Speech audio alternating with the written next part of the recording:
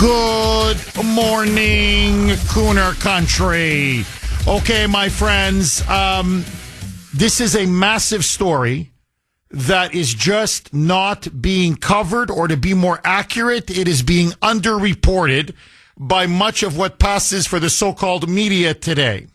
As you know, we've been hammered, massive snowstorm, over 2 feet in many areas in Massachusetts, the Northeast, all the way down Midwest, the South. We've had one of the worst snowstorms, ice storms in decades.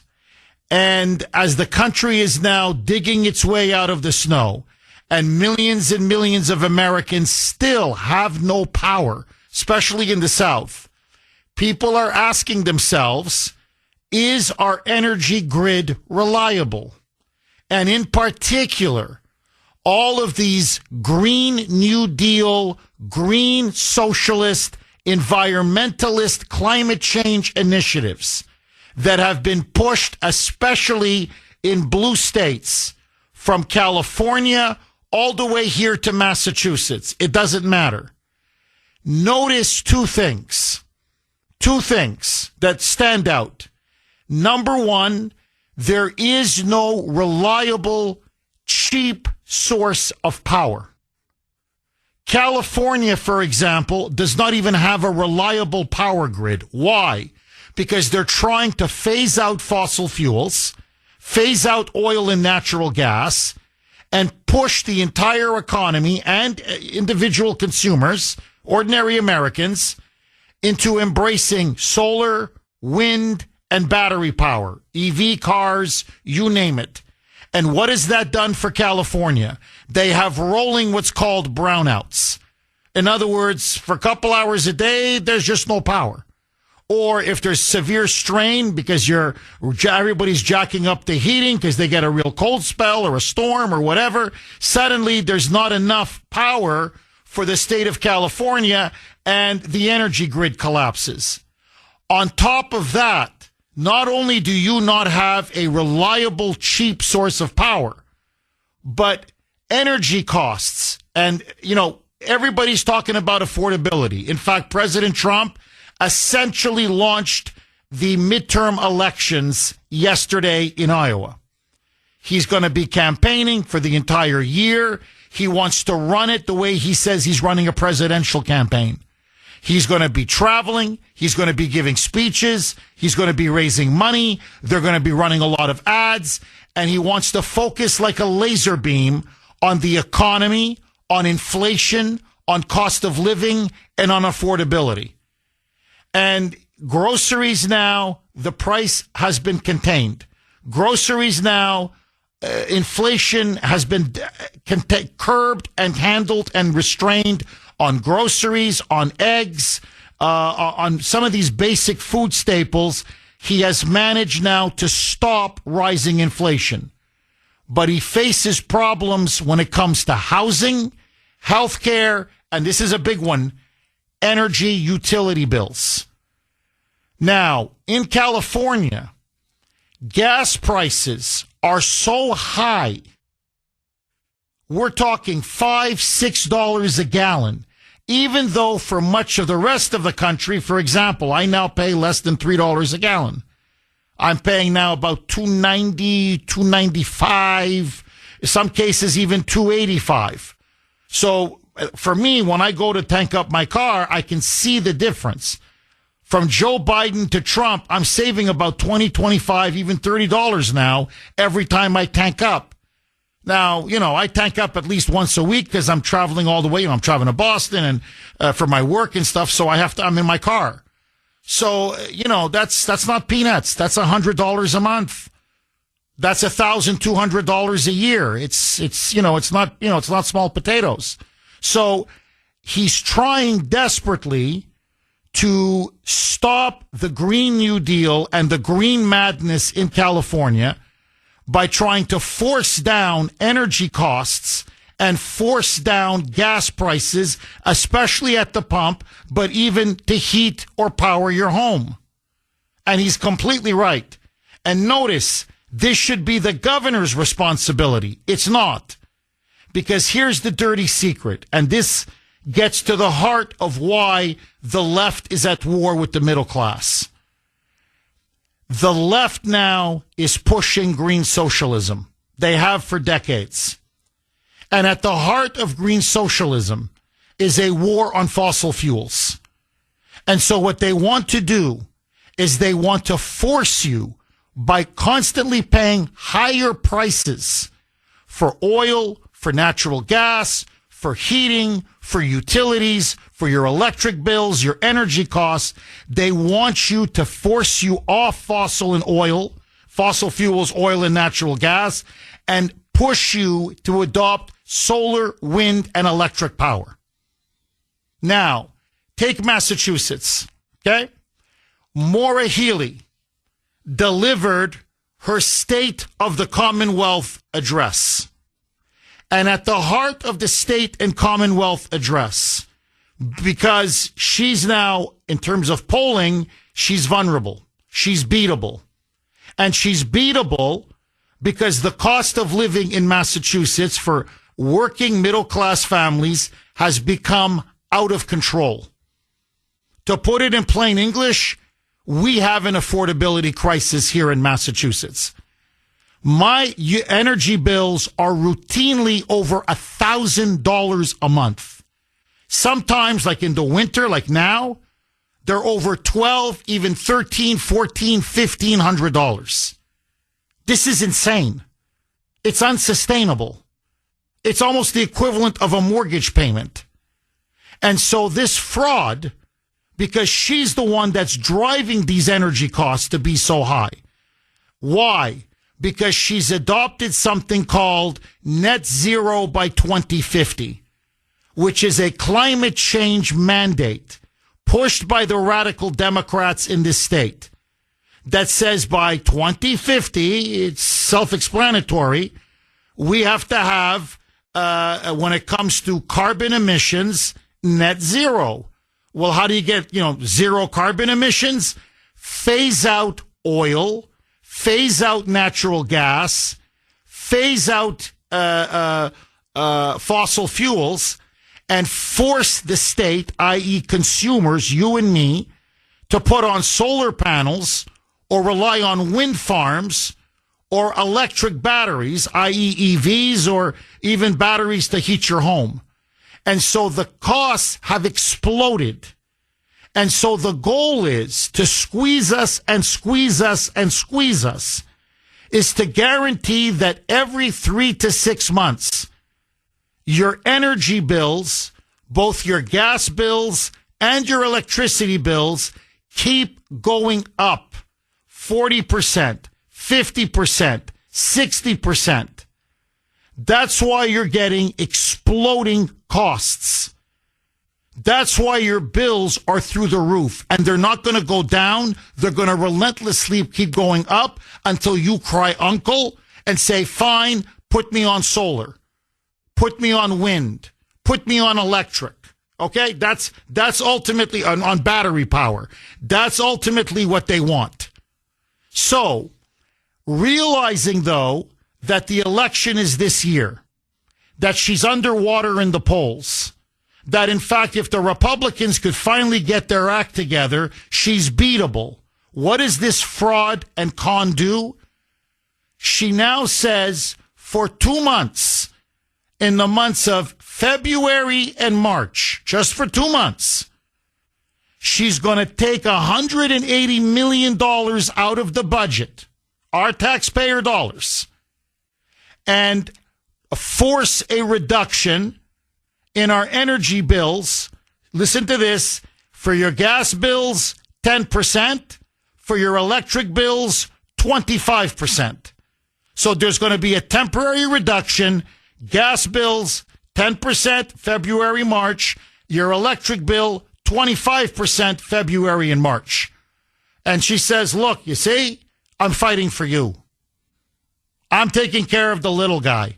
I'm helping you get by in the winter, which is usually the peak season for ratepayers, when I know for me, the winter is the most expensive time of the year when it comes to my electricity and my utility bills. But what she's not telling you, you phony, you fraud, you, is that she's kicking the price of paying for this down the road. You're not getting an actual cut. You're not getting an actual reduction because from May to October, guess what? The utility companies are going to raise your gas bill 10% to compensate for the reduction in February and March of 10%. And they're going to raise your electric bill by 25% during the summer months and the fall to compensate for the February-March reduction. So you're just going to be paying the money later. That's it. In fact, it broke yesterday. Listen to this. They're even going to charge interest now on the 10 and 25%. So not only are we, forget breaking even, where you go, well, they cut it 10% for gas and 25% for electricity for 2 months. Okay, as Trump now tries to address and resolve, really find some lasting solutions to our country's so-called affordability crisis, which really was unleashed and caused by Joe Biden. I mean, let's be crystal clear. Energy costs, what we pay in our energy bills, utility, electric, gas bills are going through the roof. I'm telling you, it's killing me, killing my family financially. And it's relentless. And that's because of the radical climate change mandates that were passed by the Democrats in the state legislature here in Massachusetts. And of course, completely backed by Holdit Healy, who to me is clearly the worst governor this state has ever had. Even worse than Charlie Baker. She's the worst.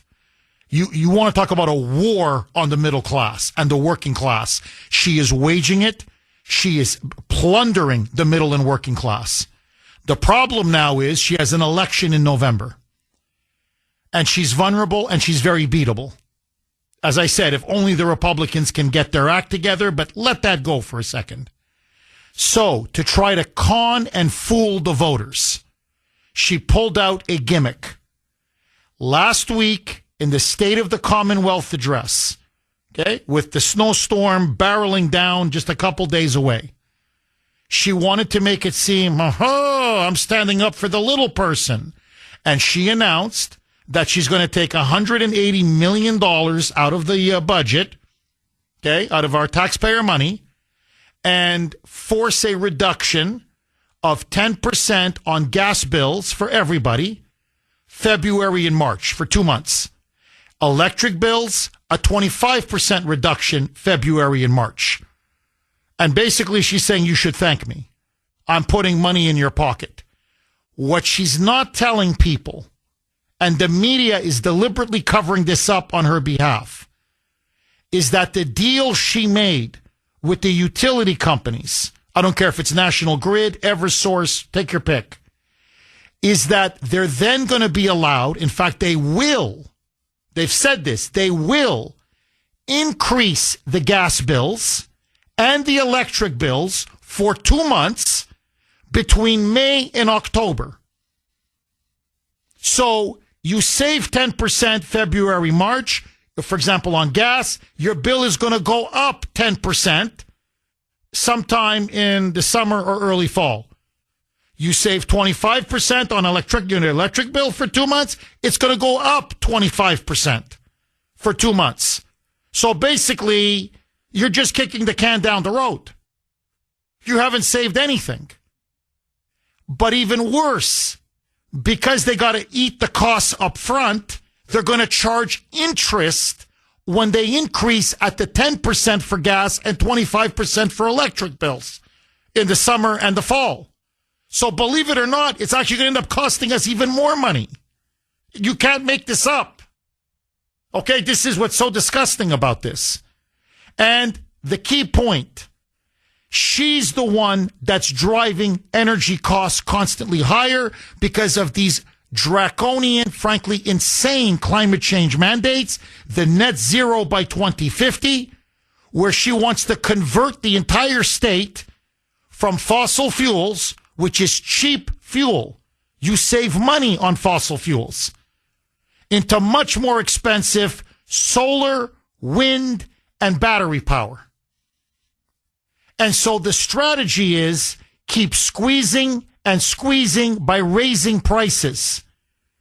Now, when everything is said and done, her goal is to have people, if you're insisting on sticking to oil and natural gas and traditional electricity, $14,000 is what you're going to have to pay eventually when they're done with their net zero by 2050. $14,000 you're going to have to pay every single year in your utility bills. That's how much they want to financially break you.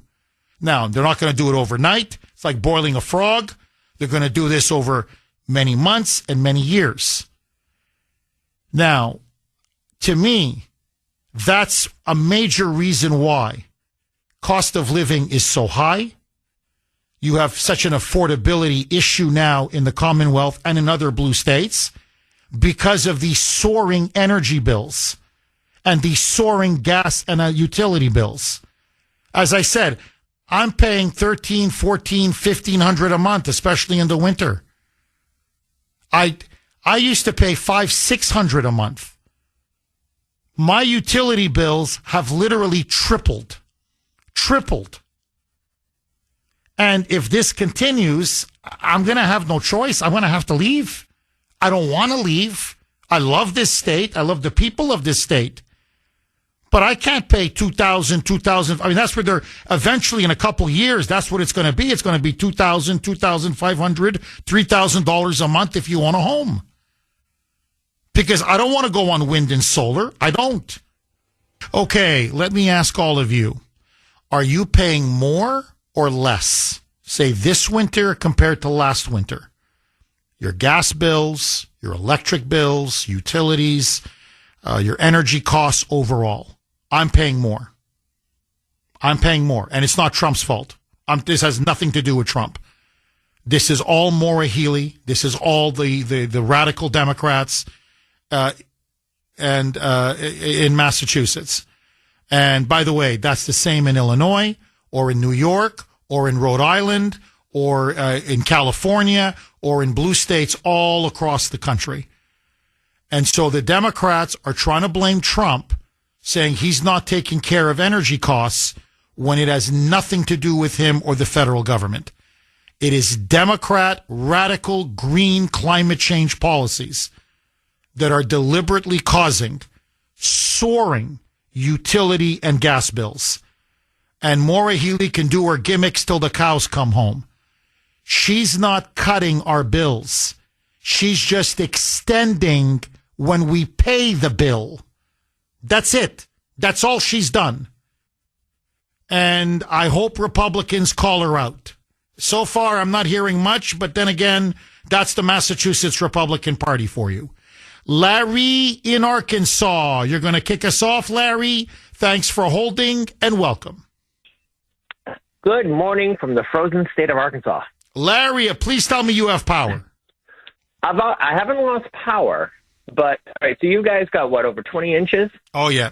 Some places 2 feet, literally, genuinely 2 feet. Let me I'm not bragging. We've got about 1.5 inches or 2 right now. Our problem is we have no way to get rid of it. We don't have plows. We don't have salt on the roads. So it took me a half hour to go 6 miles yesterday just to go to groceries. I felt like, back in the Western days. It was awesome. 1.5 inches of snow has brought Arkansas to its knees. Yeah, because it's layered of ice and then snow, and it's a nightmare. Remember, one of the reasons I moved was to get away from this weather. It's still much better in Arkansas. Trust me, Larry. Well, so here's my problem. And I understand what you're saying with the high bills. I've only had 2 electric bills here in about 190 range. Most of the houses down here, and this is nothing new, it was like this when I lived here previously, are all electric. So my home, it does not have natural gas. My home doesn't have propane. It's all electric. So I've got what's called a heat pump. Well, my heat pump is only good till about 26 degrees. Below that, it's struggling to keep up. So I woke up the other morning, it was 59 degrees in the house because the heat pump couldn't heat the house. Jeez. Yeah, so it's six of one, half dozen of the other. You know, I'm not trying to compare miseries, but and that's just of course now Arkansas is not normally get this cold, where we've had single digits, so that's struggling. Luckily, mine has an emergency heat switch where you can just switch it and it goes to an air handler, and it's like directly turning on the furnace, but it's constantly running. So I can't wait to see my bill next month. But on the flip side of that, I filled up my gas yesterday, and I was grumbling because it went up 12 cents. I paid $2.29. $2.29 a gallon? Yeah, last week I was paying $2.17. That's nice, Larry. I'd love to have $2.29. I know you were paying $2.17. I hear you, but I'd love to be paying $2.29. $2.29 is very nice. No, mine is it's just under $3 now. $2.95, $2.90. I think it's back up to about $3 now. $2.98, $3.01. So, and that's what I mean. Like, just the cost of living well, Larry, you know, I mean, I think it's one of the reasons why you left. Correct me if I'm wrong. Just, you know, everything is so much more expensive in these blue states, especially up here in New England and the Northeast. The cost of housing is much more. The cost of food is much more. The cost of gas, the cost of utilities, rent, just overall, the costs, it's becoming unaffordable for middle working class people. Larry, am I wrong? No, you're not. And if I got to remind your audience, whose fault is this? It's not Biden's. It's not Trump's. It's Obama's. Remember what he said. He was bragging that he was going to make the cost of energy so expensive, you will go to green energy. This was his brainchild. I mean, Al Gore and his propaganda, I think, put the idea in his head. But remember, everything was designed. He wanted to make everything, and I hate the term fossil fuels because we've already proven we're not living off the dinosaur bones anymore, because that was a crap thing they come up with to say, it's finite. I'm not saying it's going to last forever, but when I was a kid, they were telling me that by the time I was this old, there wouldn't be any more oil, and there's more of it now, I think, because they've got better tools to find it.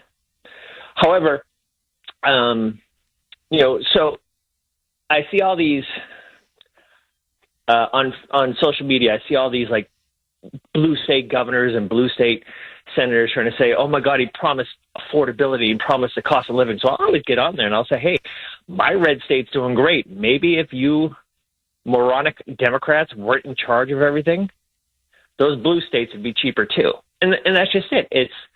They keep trying to blame President Trump for the stuff they're doing and hoping their constituents are too dumb to realize it's the blue state. You nailed it. You nailed it. You absolutely nailed it. And then this fraud of a governor comes out and says, well, I'm going to give everybody 10% off on their gas bills for February and March, and 25% off or reduction in their electric bills for February and March. But then what she doesn't tell you is 6 months down the road, all your gas bills are going to go up 10% for 2 months, and your electric bills are going to go up for 25% for 2 months, and they're even going to charge interest on top of the 10 and 25%. So you end up actually even losing money. You're not even breaking even. It's not even, robbing Peter to pay Paul. It's you're getting screwed twice over. I mean, it's disgusting. And it's just an election year gimmick because she's feeling the heat on energy. She's feeling the heat on the cost of living, especially energy bills. And so let's just kick the can down the road. Let's just, we're just going to extend how much you have to pay. That's all she's doing. So it's disingenuous. It's deceptive. It's manipulative. And the media is not calling her out. And I'm telling you, can't believe the moonbats are like, look at what Healy's doing. She cares. She cares. I'm like, oh my God. She's the reason why prices keep going up, why the energy costs keep going up. As you put it, it's the Obama plan. Make energy so expensive, they're going to force you to go to these so-called renewables. solar and wind and battery power. That's the plan. And by the way, the Germans have taken it, and other European countries have implemented it fully, and they have absolutely decimated and hollowed out their middle and working class. They've destroyed their standard of living. Practically everything you make now goes into your monthly utility bills in places like Germany and other countries in Western Europe, because energy is ridiculously expensive. And for what? For the climate change scam? For the so-called global warming scam, which is not even true? So-called climate change? And notice, who are Healy's biggest backers? It's all of the big energy companies, because they're getting filthy rich off of her. So they pour money into her campaign coffers, and she just keeps raising the cost and raising the cost and raising the cost. And you know who gets screwed? You and me. Thank you for that call, Larry. Nikki in Bradford. Thanks for holding, Nikki, and welcome. Hey, Jeff, good morning. I want to talk on your topic, but I have an apology for you, so let me end with that. Maura Healey is an absolute crook. Can we call and opt out of this? Because my summer bills are even higher than my winter bills because of central air. I don't want to be paying interest and adding another 25% onto that. Nikki, can you do me a favor? Please, can you hang on? Because my summer bills, I have central air conditioning as well. 617-266-6868 is the number. Okay, let's go right back to Nikki in Bradford. Nikki, you were saying at times your utility bills in the summer, because you have central air conditioning, as do I, is even higher than in the winter. So if they're going to, take off 10% or for 2 months or 25% for 2 months in February and March, and then increase it by 25%, say in August and September or July and August, plus adding interest, hell, you're not going forward, you're going backwards. Please, Nikki, pick up where you left off. I've never been buttoned by Mike before. I feel very special. I feel like one of the top fans this week. This is fantastic. This was worth waiting 40 minutes on the phone. No, how is this fiscal responsibility? How is she, quote, teaching her constituents fiscal responsibility? I'll give you a hamburger. I'll give you a hamburger today. You can pay me tomorrow, but I'm going to add on. That's so ridiculous. She is such a crook. This is such a shell game. I'm really serious. Like, who can we call to get opted out of this? I'll spend 6 hours on hold with National Grid. I have time. That's fine. Well, what National Grid does, if you want, I mean, I'm sure you know this better than I do, you can get on a payment plan, right? So you can spread out your payments over the year. So you can just do that as well when it comes to this 10%, 25% so-called reduction. But look, Nikki, you're right. She's forcing it on everybody. It's a shell game. She's taking $180 million, God knows from where. By the way, she has spent $5 billion, that's with a B, $5 billion on illegal aliens.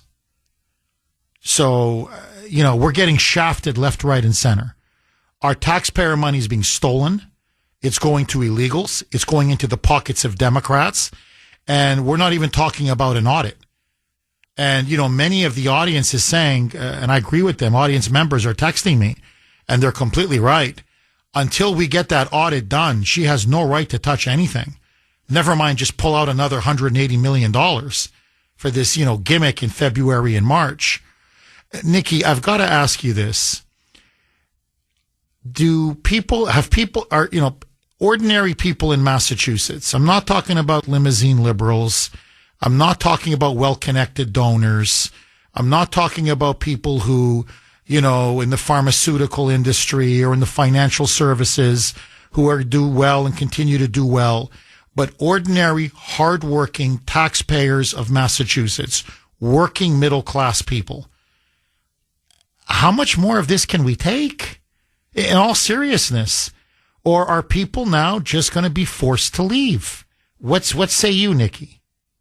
Well, my husband is on his way home from working hard right now. He works third shift. We've never said, let's just go to Florida. And I got to tell you, he's getting close to retirement age. And not just because of all the shoveling the quality time we did this past weekend, but we are seriously considering it. We have one daughter in Minneapolis and we have one daughter down in St. Augustine. And I don't know. I think we've never considered it as much as we have lately. But my apology to you is that years ago I called you and told you that you were the reason, your show was the reason that I'm on high blood pressure medication, but our 32nd wedding anniversary is tomorrow, and I just want to retract it and say, he is the first reason I am on blood pressure medication. You're the second reason I'm on blood pressure medication. Actually, it might be the third. I think Laura Healy's the second reason I'm on blood pressure medication. Nikki, well, happy wedding anniversary, and thank you so much for calling. And really, God bless you. Don't be a stranger. Call again. 617-266-6868. No, I always say this, really. I save you money. You don't need to buy coffee. I wake you up in the morning. Believe me, I'm like a double, even triple espresso. Forget the espresso, forget the, Starbucks or whatever. Kuhner, man, I will wake you up, guaranteed. 617-266-6868. Okay. It's the Kuhner Country poll question of the day, sponsored by Mario's. Mario's Quality Roofing, Siding, and Windows. Are your energy bills higher or lower than last year? A, yes, they're higher than last year. B, no, they're lower than last year. I'm an A. Oh, hell yes. I'm an A. Are they higher? My God, are they higher? And there's no end in sight. That's the thing. It's not as if you go, okay, it's fine, but they've increased it, but now they're going to stop. They're going to stabilize for a while. No. They just keep going up and up and up.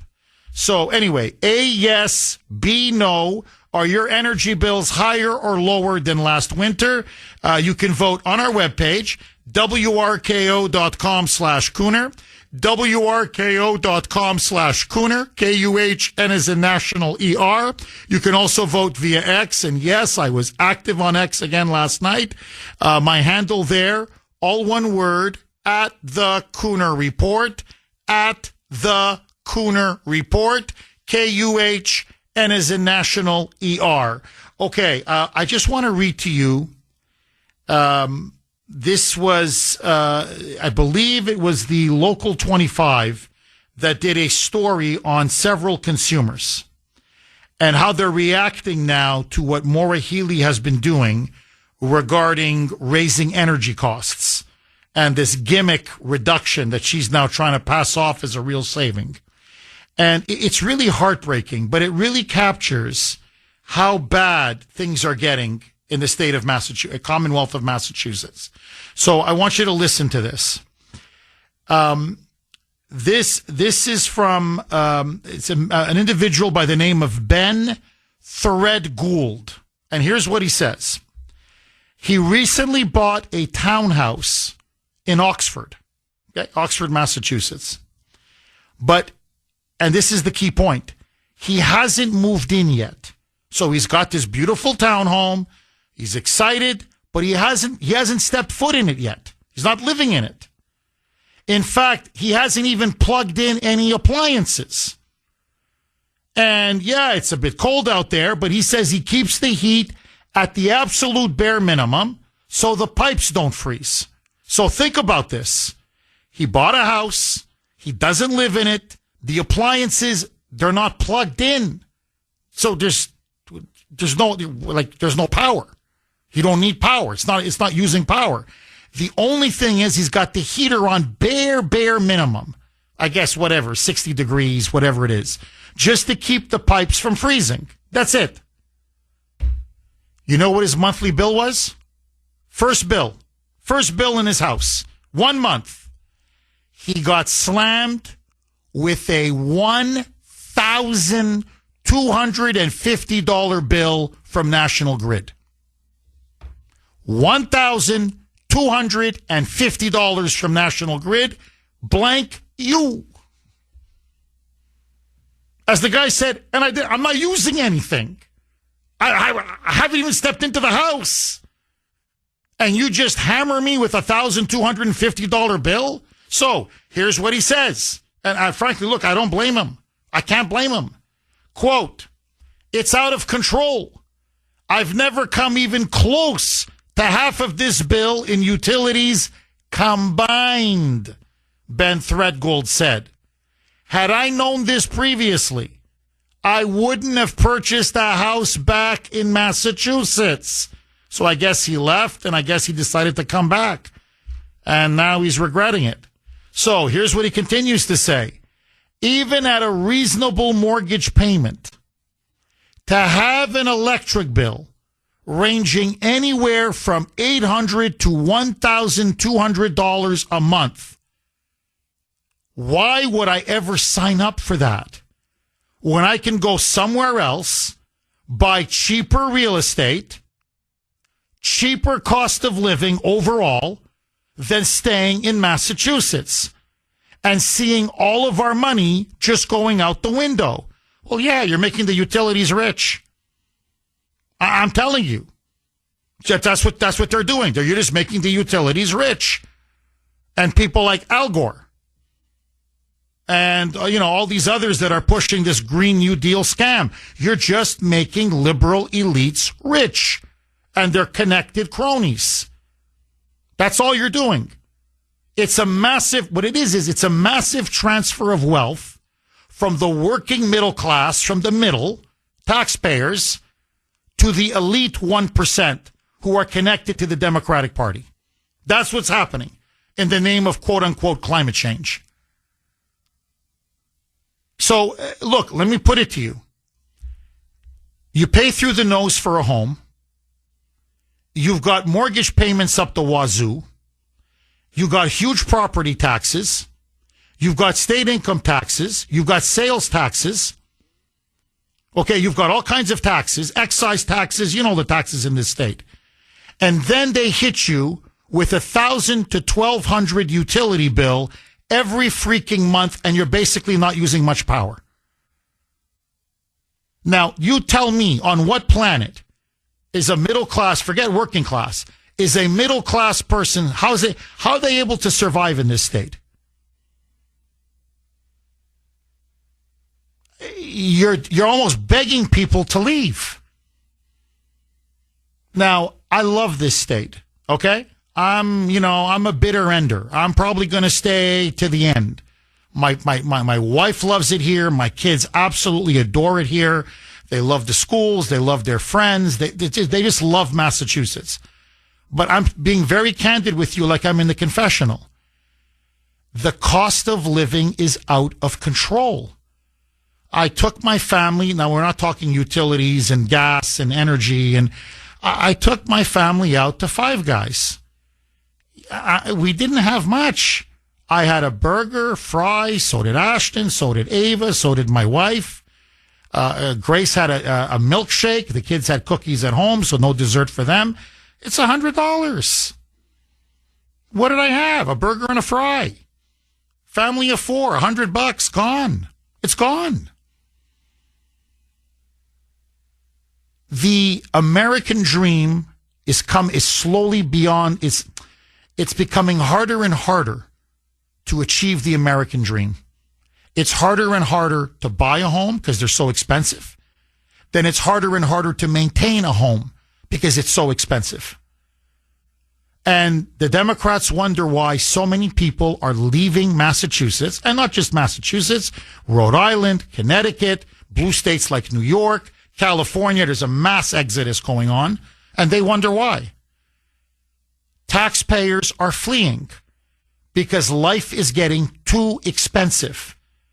And they're trying to blame Trump for an affordability crisis? No. The Democrats own lock, stock, and barrel. This is Maura Healey's affordability crisis. Agree, disagree, 266-6868. Maestro Mike. We got a full board. Let me know who you are. Okay. Anthony in Michigan. Thanks for holding, Anthony, and welcome. Dr. Kuhner, it's been a minute. You know I love this kind of subject matter. Someday I'll pay the flight out there. I got to be your special guest for like a half an hour. Let me see if I can get this done. Okay, first of all, wind sucks. End of story.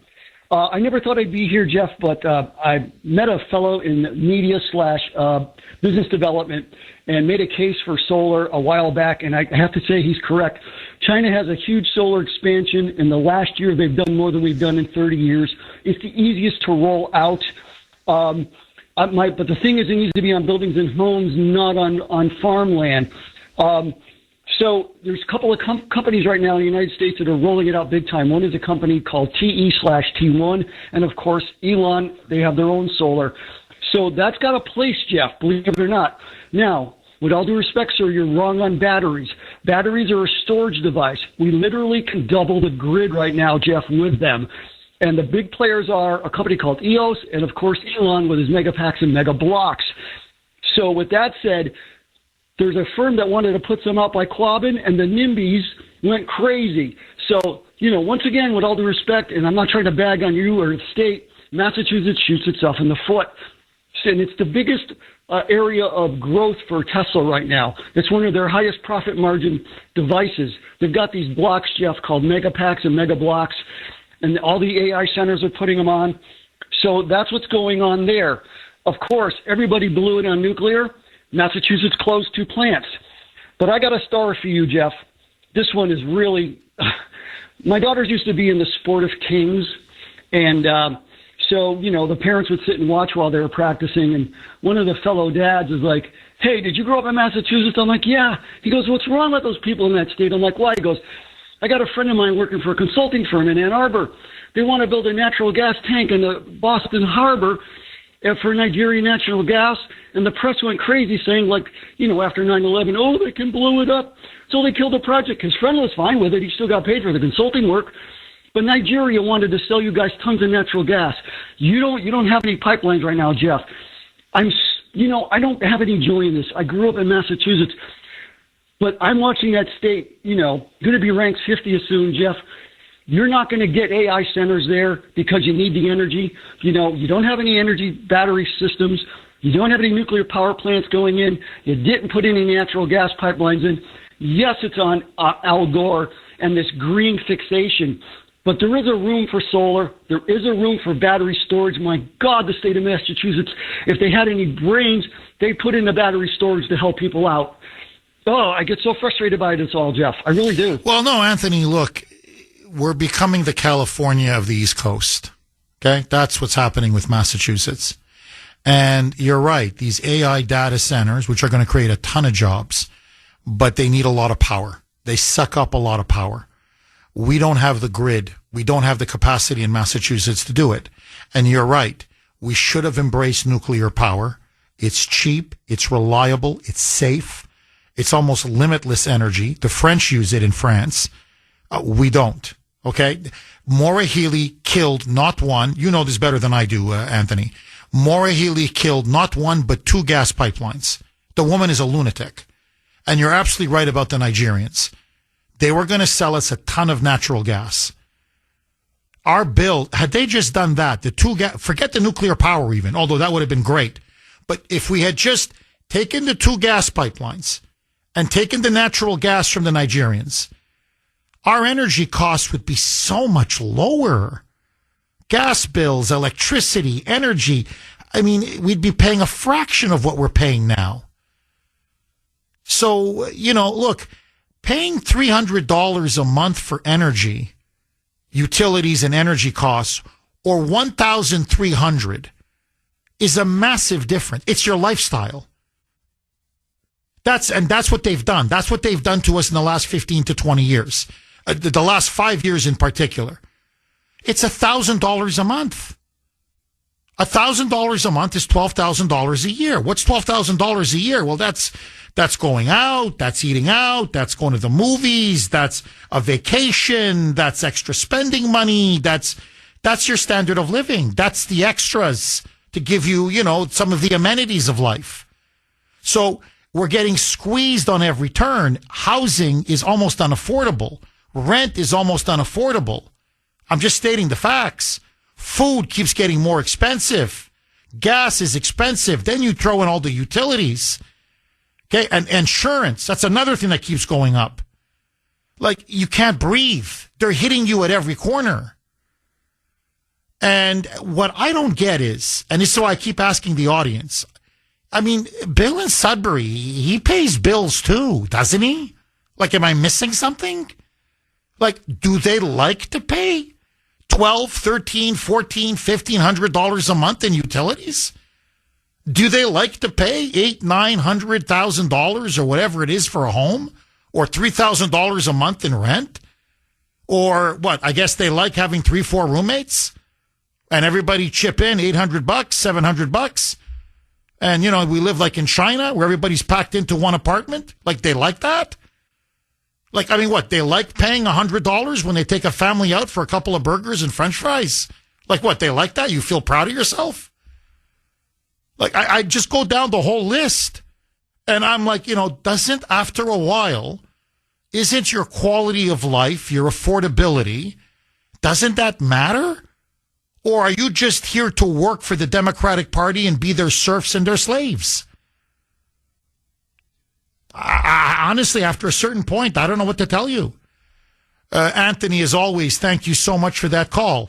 And look, I've got to say this. I said it on X last night, and I'm going to say it again now. Where the hell is the Mass GOP? Where is the Massachusetts Republican Party? You have a deeply unpopular Democrat governor. She's beatable. She's vulnerable. She's killing the middle and working class. We have a massive affordability crisis. Never mind the illegal alien problem, where she's dumping billions and billions of dollars. And there's less money for roads, less money for schools, less money for healthcare, less money for fire, less money for police. $5 billion on illegals and counting. And the Republican Party's dead in the water. I've never seen anything like this. To me, this is, they would screw up a one-car funeral. Now, I'm not talking about certain individual candidates or certain, there's some excellent Republicans out there. I'm talking about the leadership, the top leadership of the Massachusetts Republican Party. It is an absolute disaster. It's a joke. And what should be the most winnable election in the country, just on bread and butter issues. Okay, Wednesday, 7:20-ish, you know what that means. Truth or troll. Take it away, Mike. And now, America's favorite game show, where you get to decide on the Kuhner Report. This is Truth or Troll. Today's entry for Truth or Troll comes from President Trump during his speech in Iowa yesterday when he hints at running for president for a possible fourth time. After a rigged election, we had a rigged election. I said, do we do it again? And I said, I think we better do it again. Not too many people who would have said that. But we did so well the second time, I said, well, we won twice, we got to do it a third time. Should we do it a fourth time? Four victories. We got the right team over there. The right team over there. So for a fourth time, he's hinting at running again. Is he telling the truth or is he just trolling here? No, he's trolling. He's obviously trolling. He's going to be 82 years old. God willing, if he, is and healthy and, finishes his term in 2028. He's trolling.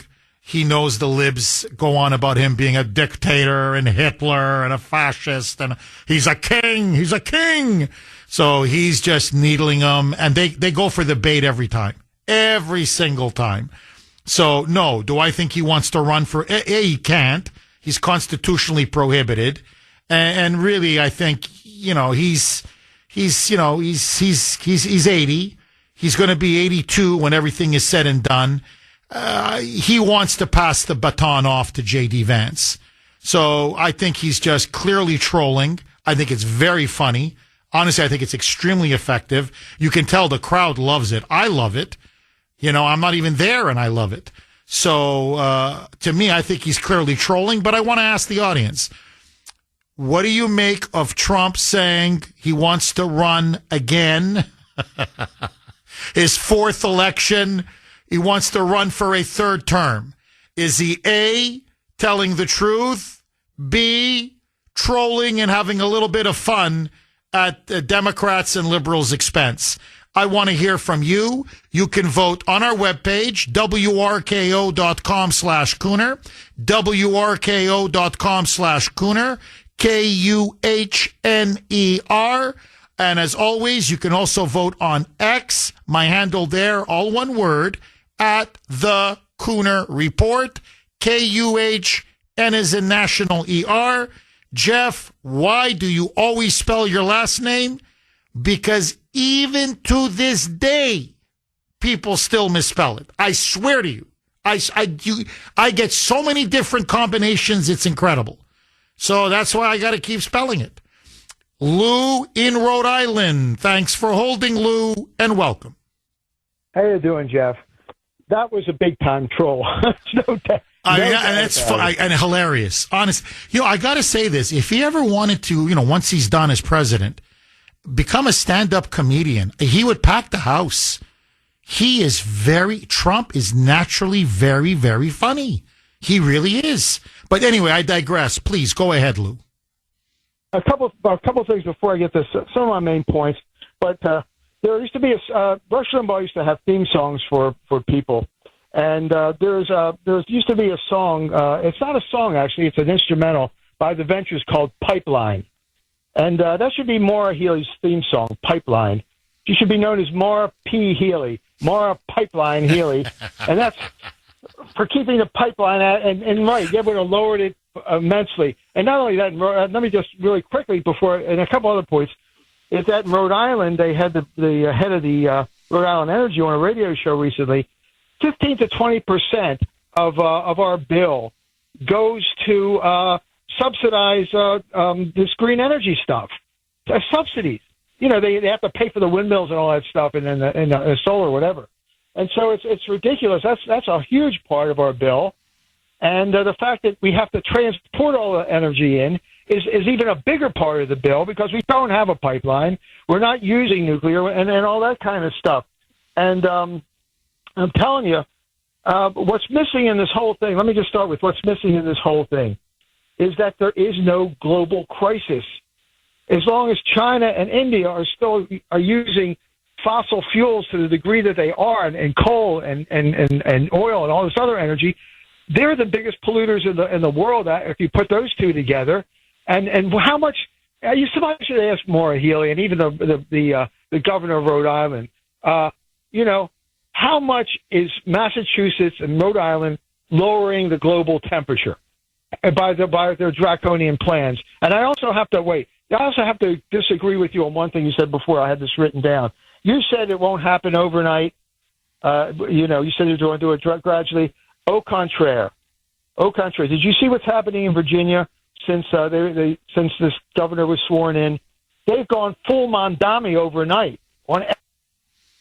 Oh, no, you're right. I mean, they're going to push their radical policies overnight. I agree with you on that, Lou. Okay, I want to ask all of you.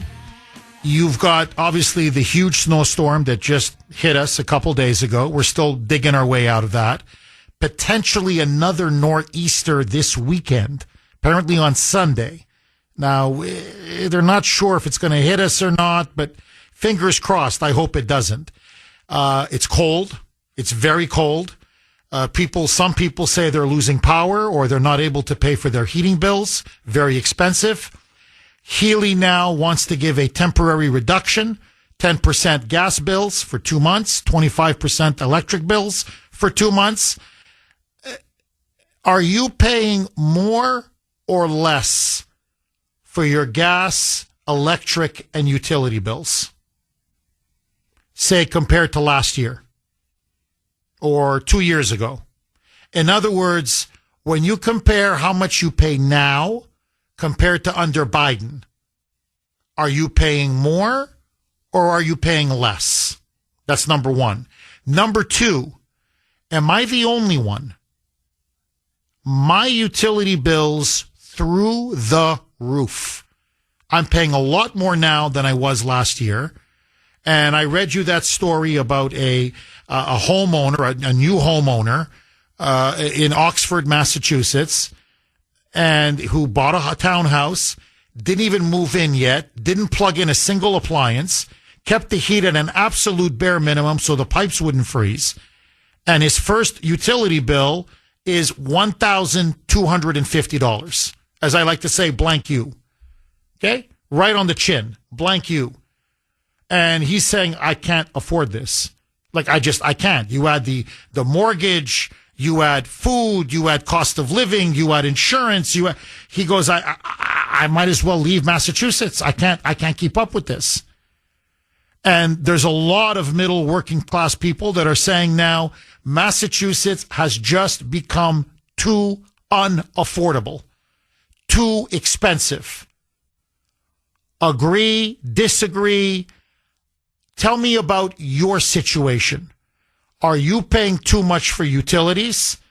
And is the cost now getting so high that you're thinking of leaving the state? Catherine in Boston. Thanks for holding, Catherine, and welcome. It's Catherine Vitale.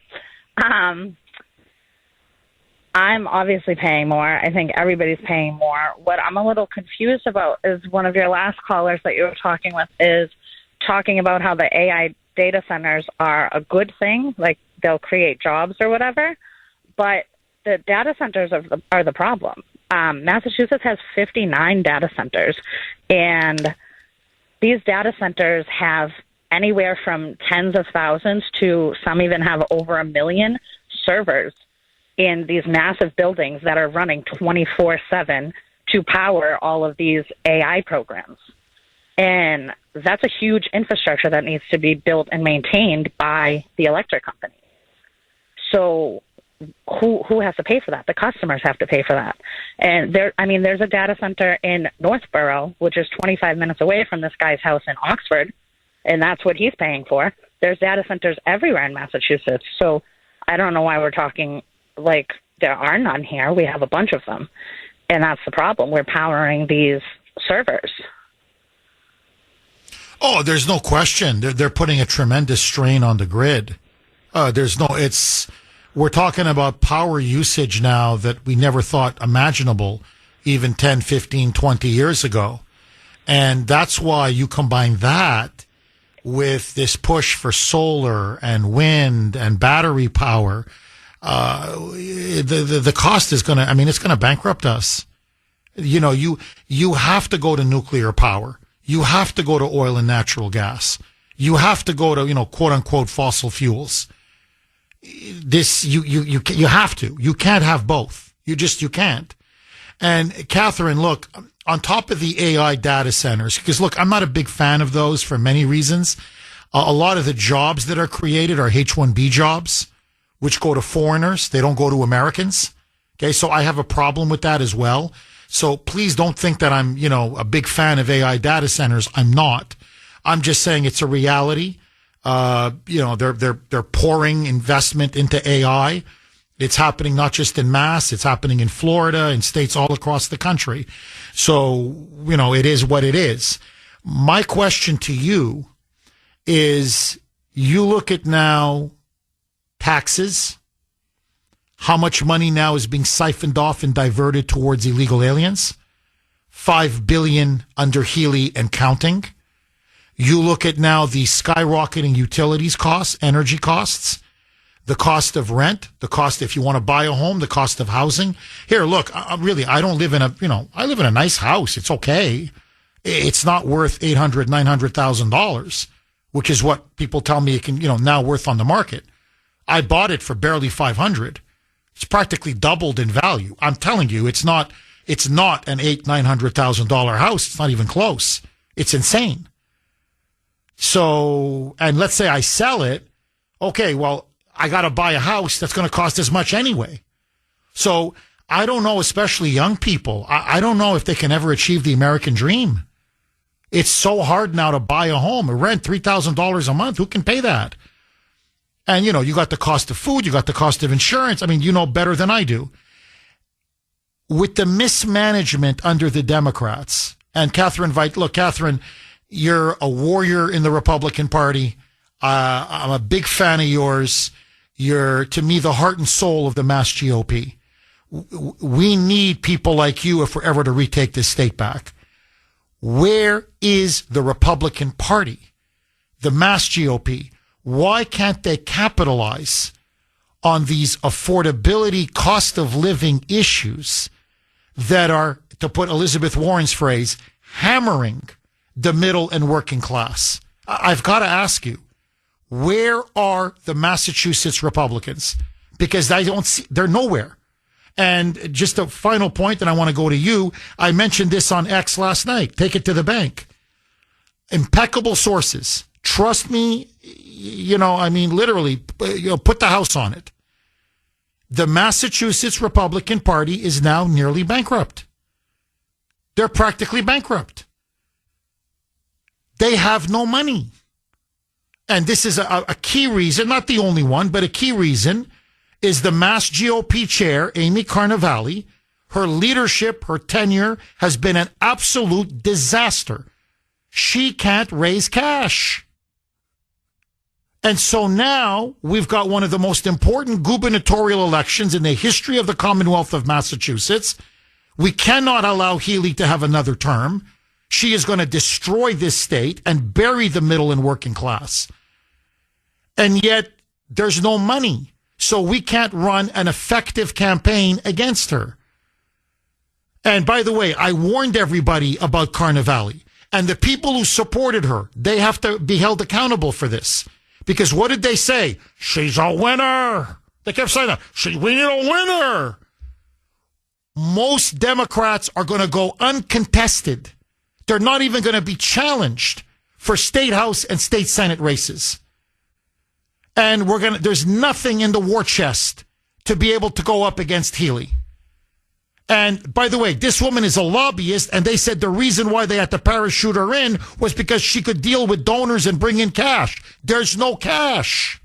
So my question to you, Catherine, is where is the Massachusetts Republican Party?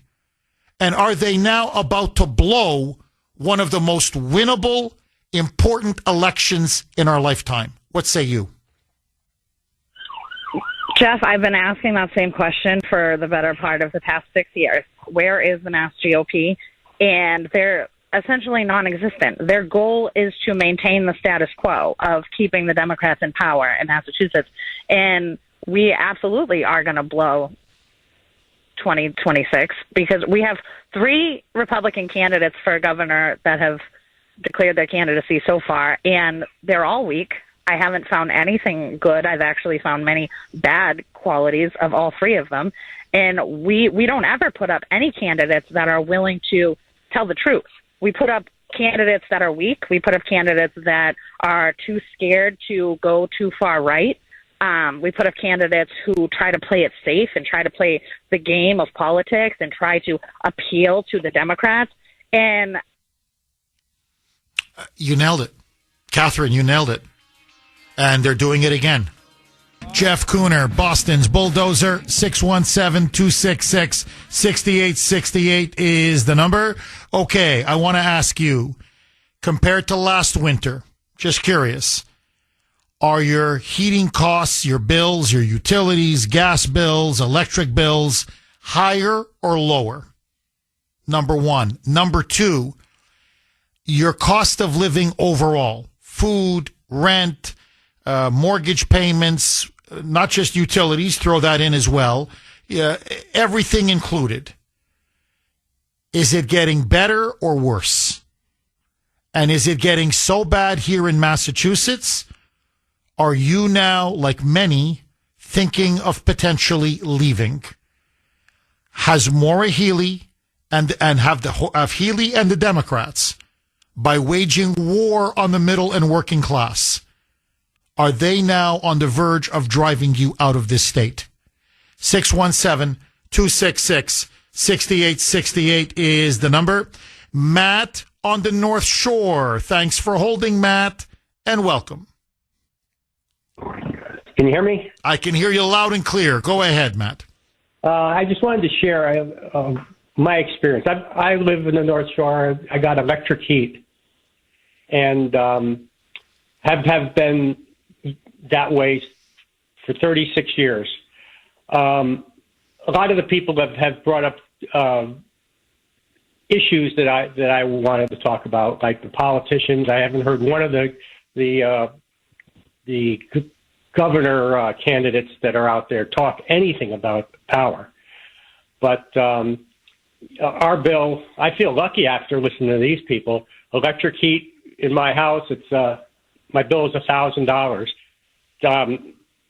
But half of that is delivery charges. My wife was just reading them off to me. There's more damn delivery charges on there than there are for electricity. It's more than half the bill. But when I moved into the house, I was going to convert to oil heat, and my father-in-law said to me, "What's the return on investment? How fast do you pay that back?" And I believe it or not, I called to get data from the Massachusetts Department of Energy, and they asked me very specific questions about how much electricity I was using and what the history of the house was, and they said, "Our recommendation is you don't change off electric heat."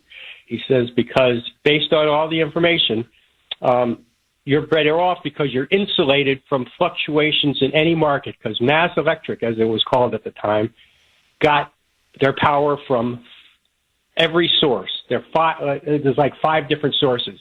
It was like hydro, nuclear, coal, gas, and oil. Said that it was equally so fluctuations in any market would you'd be insulated from that. But we've come a long way from that situation in Massachusetts to now. They closed down the last coal plant down in Salem. They're closing down Plymouth.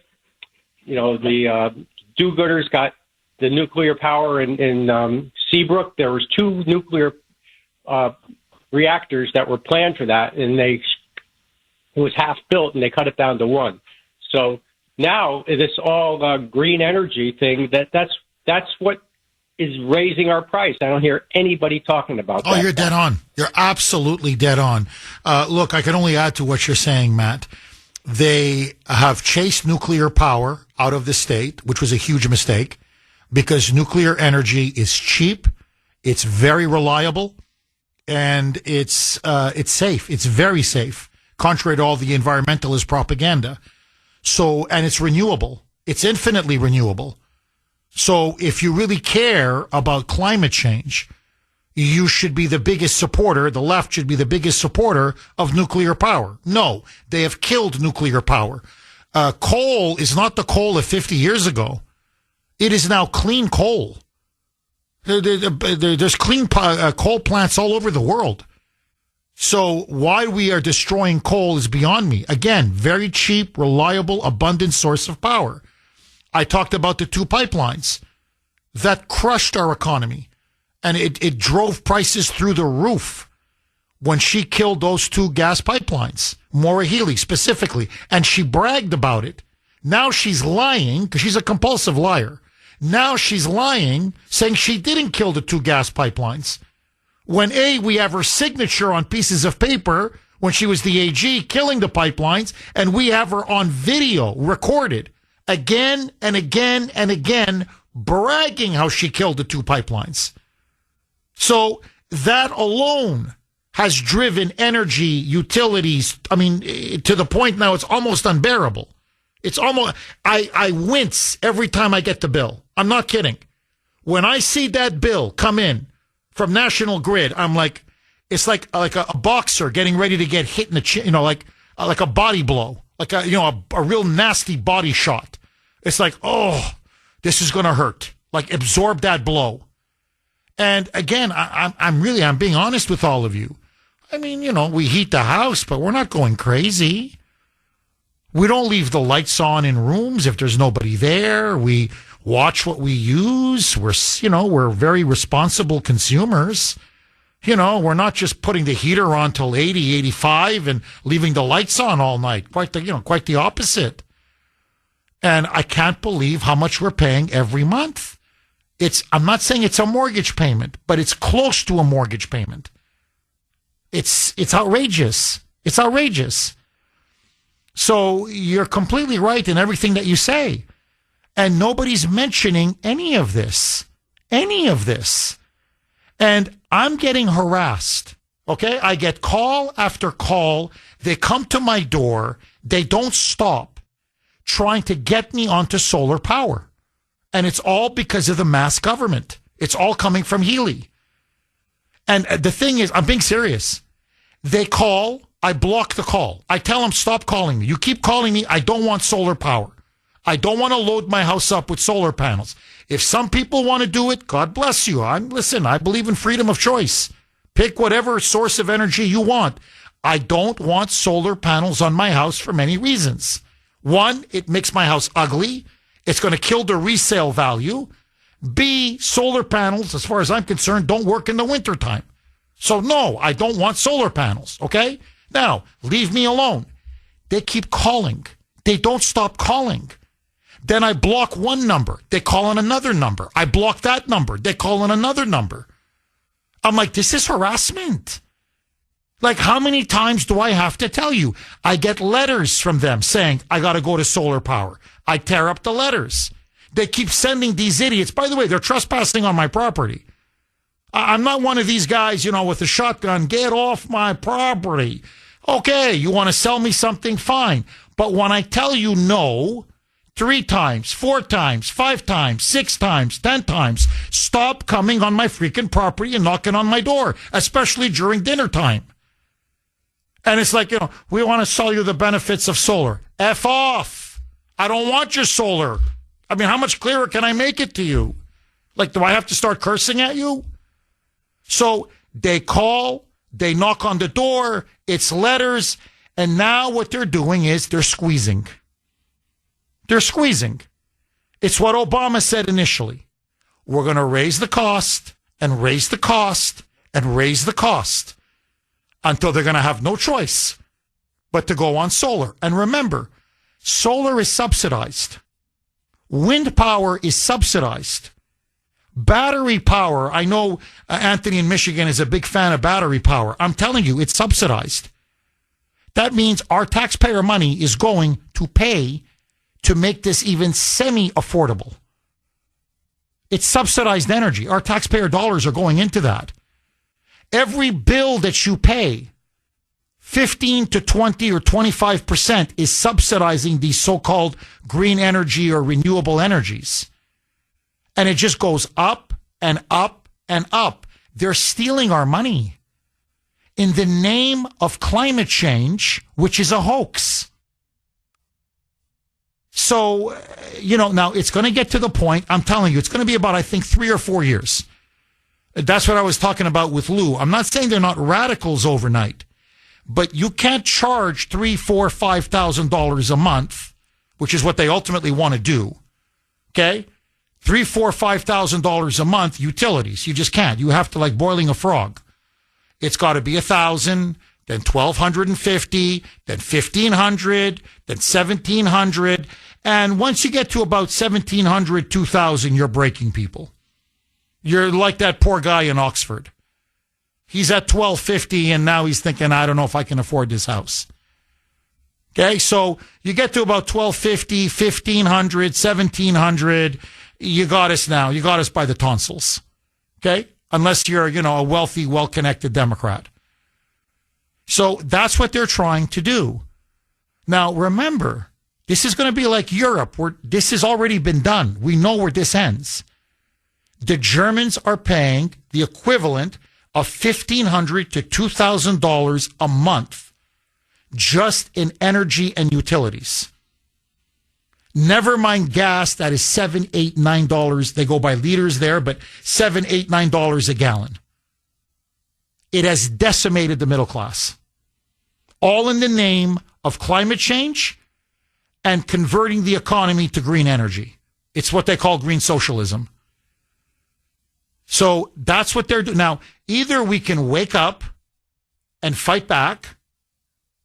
And to me, that's why I'm looking at the Republicans and I'm like, this is the easiest sell in the world. No. Do you want to pay $1,200 a month for utilities? That's what Maura Healey wants. Do you want that? Yes or no? Do you want to keep paying higher taxes? Because that's what she's offering. Do you want to keep giving $5 billion to illegals? That's your money. Do you want that? Yes or no? I mean, this is the most winnable election. She's pushing one unpopular policy after another. But Catherine Vitale, as often, tells the truth. The mass GOP, I'm talking about the leadership now. Okay? I'm not talking about rank and file because there's good, decent people like Catherine in the mass GOP. But I'm talking at the leadership level. And people in the media. This is very important. What's left of the conservative Republican media, they are bought and paid for. And they are paid to lose to the Democrats.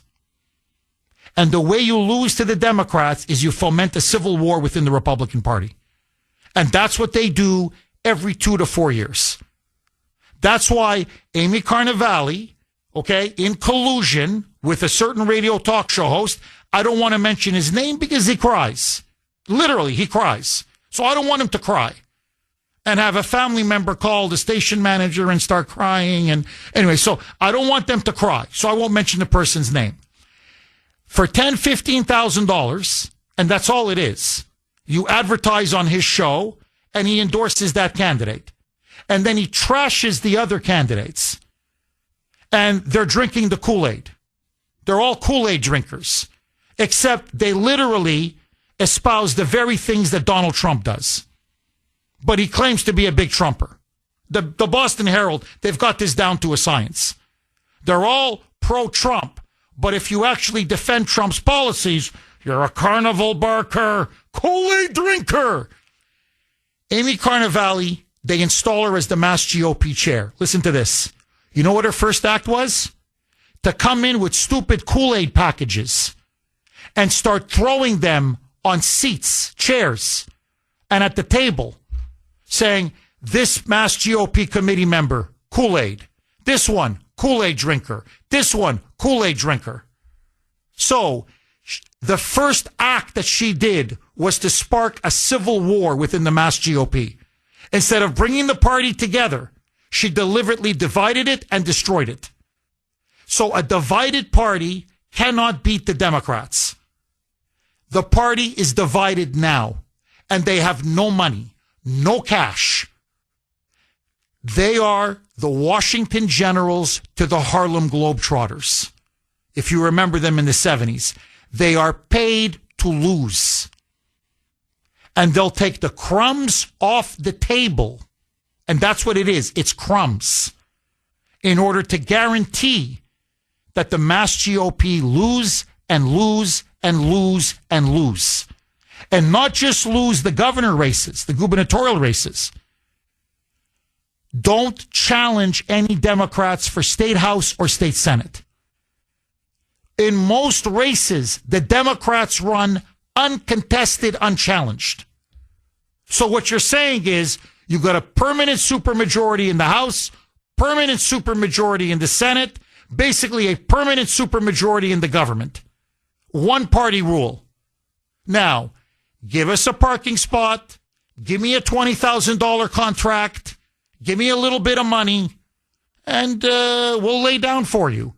And if someone like Jeff Kuhner comes along and says, I want to fight to win.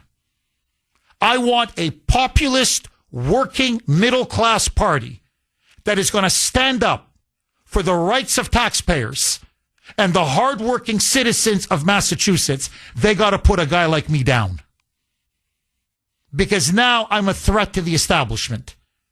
I'm a threat to the Democrats who wield the power, and I'm a threat to these Judas Republicans who are on the take, corrupt to the bone.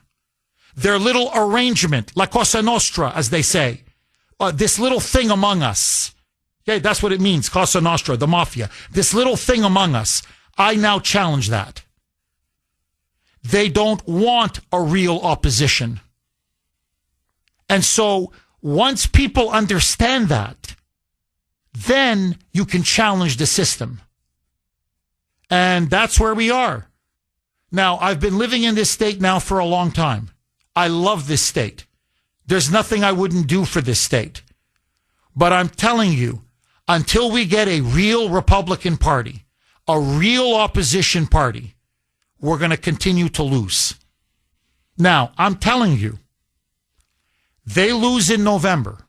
If they blow this election, and they're in the process of blowing it, and I think, again, deliberately, it's time to disband and get rid of the Massachusetts Republican Party and start a real third party.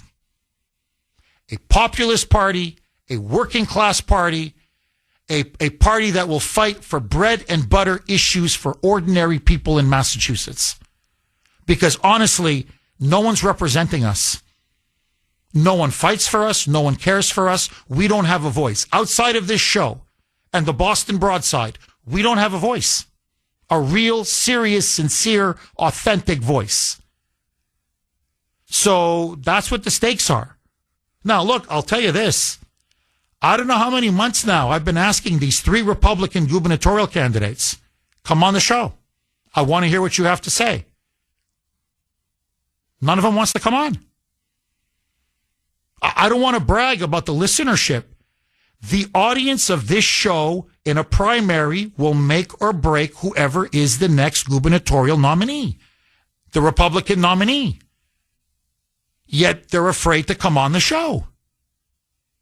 Because what? I'm going to ask them some semi-tough questions? I'm going to ask them, are you actually sincere in what you say and what you believe in?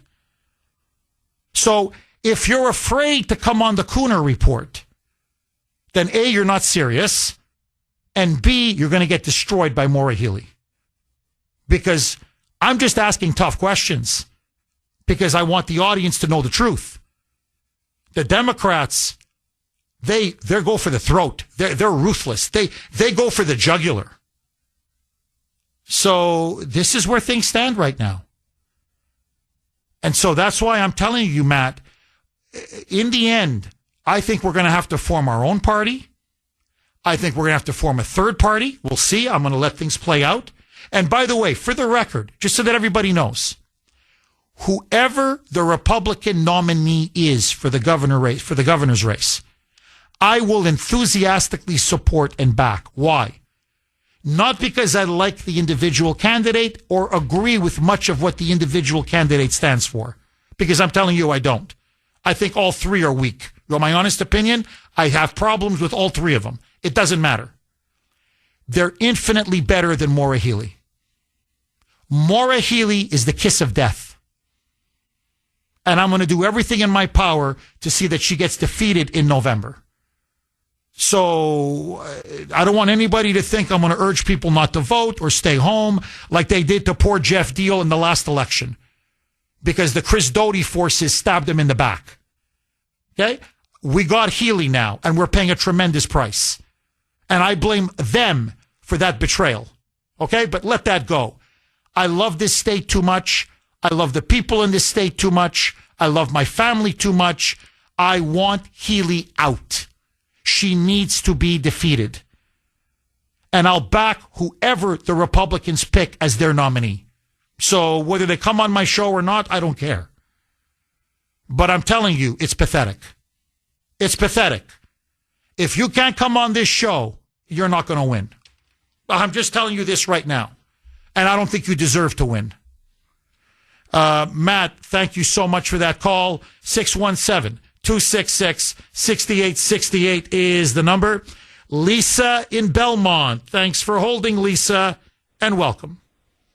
Jeff, you know, Massachusetts politics is like a bartender. 10 in the pocket, 5 in the register. That is so well put. That is so well put. But I wanted to tell you, Belmont has their own light department, thank God. The prices have gone up, but not drastically. I want to make a point that I think people are going to have to change their lifestyle. I grew up with a single parent, and my mother grew up in the Great Depression. And she really instilled values in us. She didn't light an oven for one pork chop. You know, she put it in the toaster oven. She didn't put one pair of jeans in the clothes dryer or a pillowcase in the washing machine. You know, she waited until she had a big load. She made a grocery list. She budgeted. She paid for what she needed and provided the best she could for us. And I think people now are just going cuckoo the way they're spending, and now they're feeling it. What say you, Jeff? Oh, you're dead on. You're absolutely dead on. And look, debt, consumer debt, credit card debt, government debt, it's out of control. It's all on credit. It's all on debt. And in the end, debt is unsustainable. It's just unsustainable. Look, how do you spend $5 billion on illegals? She's going to bankrupt the state. By the way, I'm not, as you know, I thought Charlie Baker, up until Healy, was the worst governor we ever had, okay? I think to me, Baker was a disaster on so many levels. But to give him his due, the devil his due, he left, what was it, $4 billion, $4.3 billion in the rainy day fund? In other words, he left behind a surplus. It's gone. It's gone. Oh my God, is that thing gone? So she's leaving behind not just a devastated economy and a sanctuary state. Okay, utility costs, energy costs continue to soar in this Commonwealth of Massachusetts as they are in California, in New York, in Illinois, in blue states, all across the country. And my question to you is, are the Democrats now deliberately trying to hollow out and destroy the middle working class? I say yes. What say you? 617-266-6868. Bill in Sudbury. Thanks for holding, Bill. And as always, welcome. Hello. Good morning. Good morning, Jeff. Hi, Bill. You elected Maura Healey. Okay, her campaign should have paid you, okay, because you're her best friend. Republicans in Massachusetts used to win. There used to be a winning team there, and you decided that they were all not good enough, and we should replace them with some other team. But, of course, your team just continuously loses because you can't accept that the Republicans of Massachusetts are slightly different than the Republicans of Alabama. Yeah, that's the Chris Doty line, the Alabama Republican. It's a cheap line. It didn't work. Nationally, the Trump, obviously, we saw in the 2024 election, my version of republicanism destroyed the left. Trump won. He won the popular vote. He won the Electoral College. He ran the table on every single swing state. So nationally, you're wrong. And you know you're wrong. Now, as for Massachusetts, you do this. You make unsubstantiated claims. So I want to ask you, prove it to me that I got Maura Healey elected. That's literally what you just said 10 seconds ago. How did I show me the evidence, the polling data that said Jeff Kuhner drove people to vote for Maura Healey? Go. By dismantling the existing party with a winning track record, by you getting on every single day and pointing out how stupid and inept they are, didn't help them. Now, don't even pretend you don't understand that. No, I understand every word that you just said. You didn't answer my question. So I'll ask it a second time. So please, you don't pretend that you don't understand. Show me the evidence, the polls, any kind of evidence that I drove people to vote for Maura Healey. Go. By insisting on a more Trumpy candidate, you chased away all the old sensible Republicans, all the moderates, and now you're going to whine that they didn't deliver. In the now polls, say, the polls. Okay, did. so you have no evidence. You have no evidence. You're just making it up. Okay. When they did opinion polls, Maura Healey versus Chris Doty, who was basically a Baker rhino, and Maura Healey versus Jeff Deal. Tell me, was Doty doing better against Healey or Deal? Who was doing better in the polls? By then, it was blah, blah, blah, blah, blah, blah. Chris Doty, the rhino Republican, was doing worse in the polls against Healey than Jeff Deal. So, again, you don't know what you're talking about.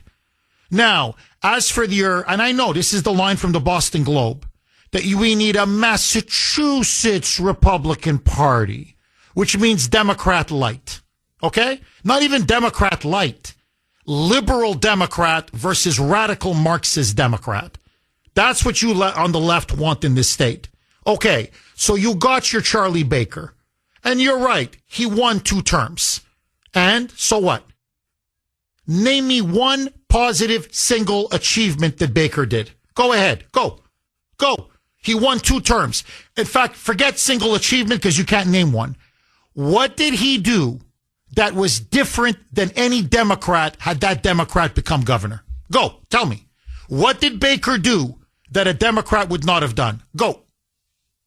He won the election. That's what he did that the Democrat couldn't do. He won the election. So what? Who cares? If I'm getting Democrat policies, I don't care if the person's name has a D next to it or an R next to it. I'm still getting Democrat policies. So what do I care? You see, my taxes are still going up. I'm still, during COVID, they took away all of our civil liberties. He shut down all the schools, which, by the way, you supported. You supported to your everlasting shame. He closed down the churches to your everlasting shame. He put in the fake social distancing to your everlasting shame. He imposed the vaccine mandates to your everlasting shame. So if I'm going to get a bullet from the left or a bullet from the right, if a bullet from the Dems or a bullet from the Republicans, it's still a bullet. My utility costs were soaring under Baker.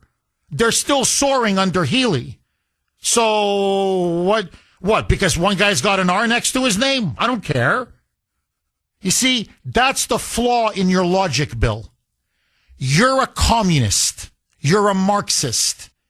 Anything that pushes the Marxist agenda is good for you. It's not good for me. You know why, Bill? Because unlike you, I pay the freaking taxes. You see, I pay for your welfare. That's why I don't care if it's Baker or if it's Healey. 617-266-6868 is the number. Okay. By the way, many of you are making the point, and you're completely right. Jeff Baker was a rabid anti-Trumper. Of course he was. So Healey's a rabid anti-Trumper. Baker was a rabid anti-Trumper.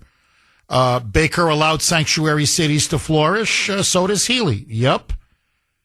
Who imposed the draconian COVID lockdowns? It was Baker. Of course, Healey supported it. There's no question. But so whether it's on fundamental civil liberties, whether it's on open borders or illegal immigration, whether it's on taxes, whether it's on cost of living, whether it's on climate change, whether I could just run down the list. There's no difference. It's the same. And no one violated our mass civil liberties more than Charlie Faker. To me, that's what he did was unforgivable. Unforgivable.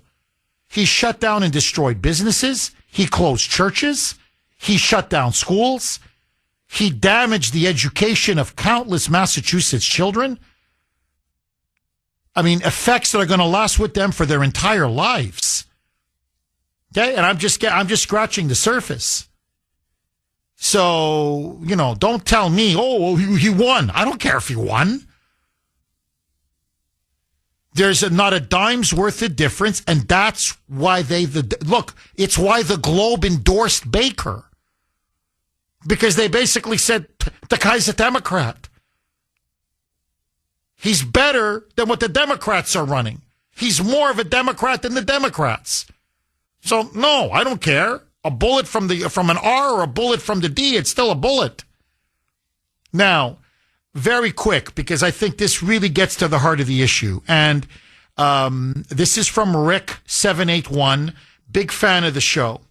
And this is what he texted me. Please, you got to listen to this because no truer words were spoken. Jeff, this was before your time, but Michael Dukakis, in Rick's view, was the worst governor ever. He closed all the state mental hospitals and initiated the homeless crisis. And then Rick says about the pending audit that they are refusing to abide by.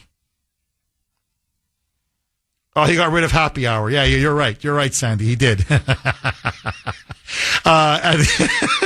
And the audit, the state audit that the voters by over 73% voted for, okay, to open up the books and to do a proper audit of all of the spending in the state legislature to be transparent.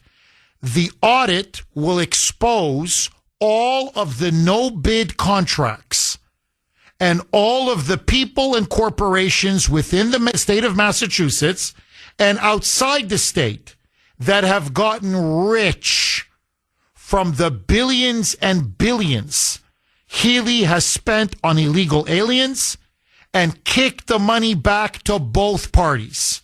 Start right there.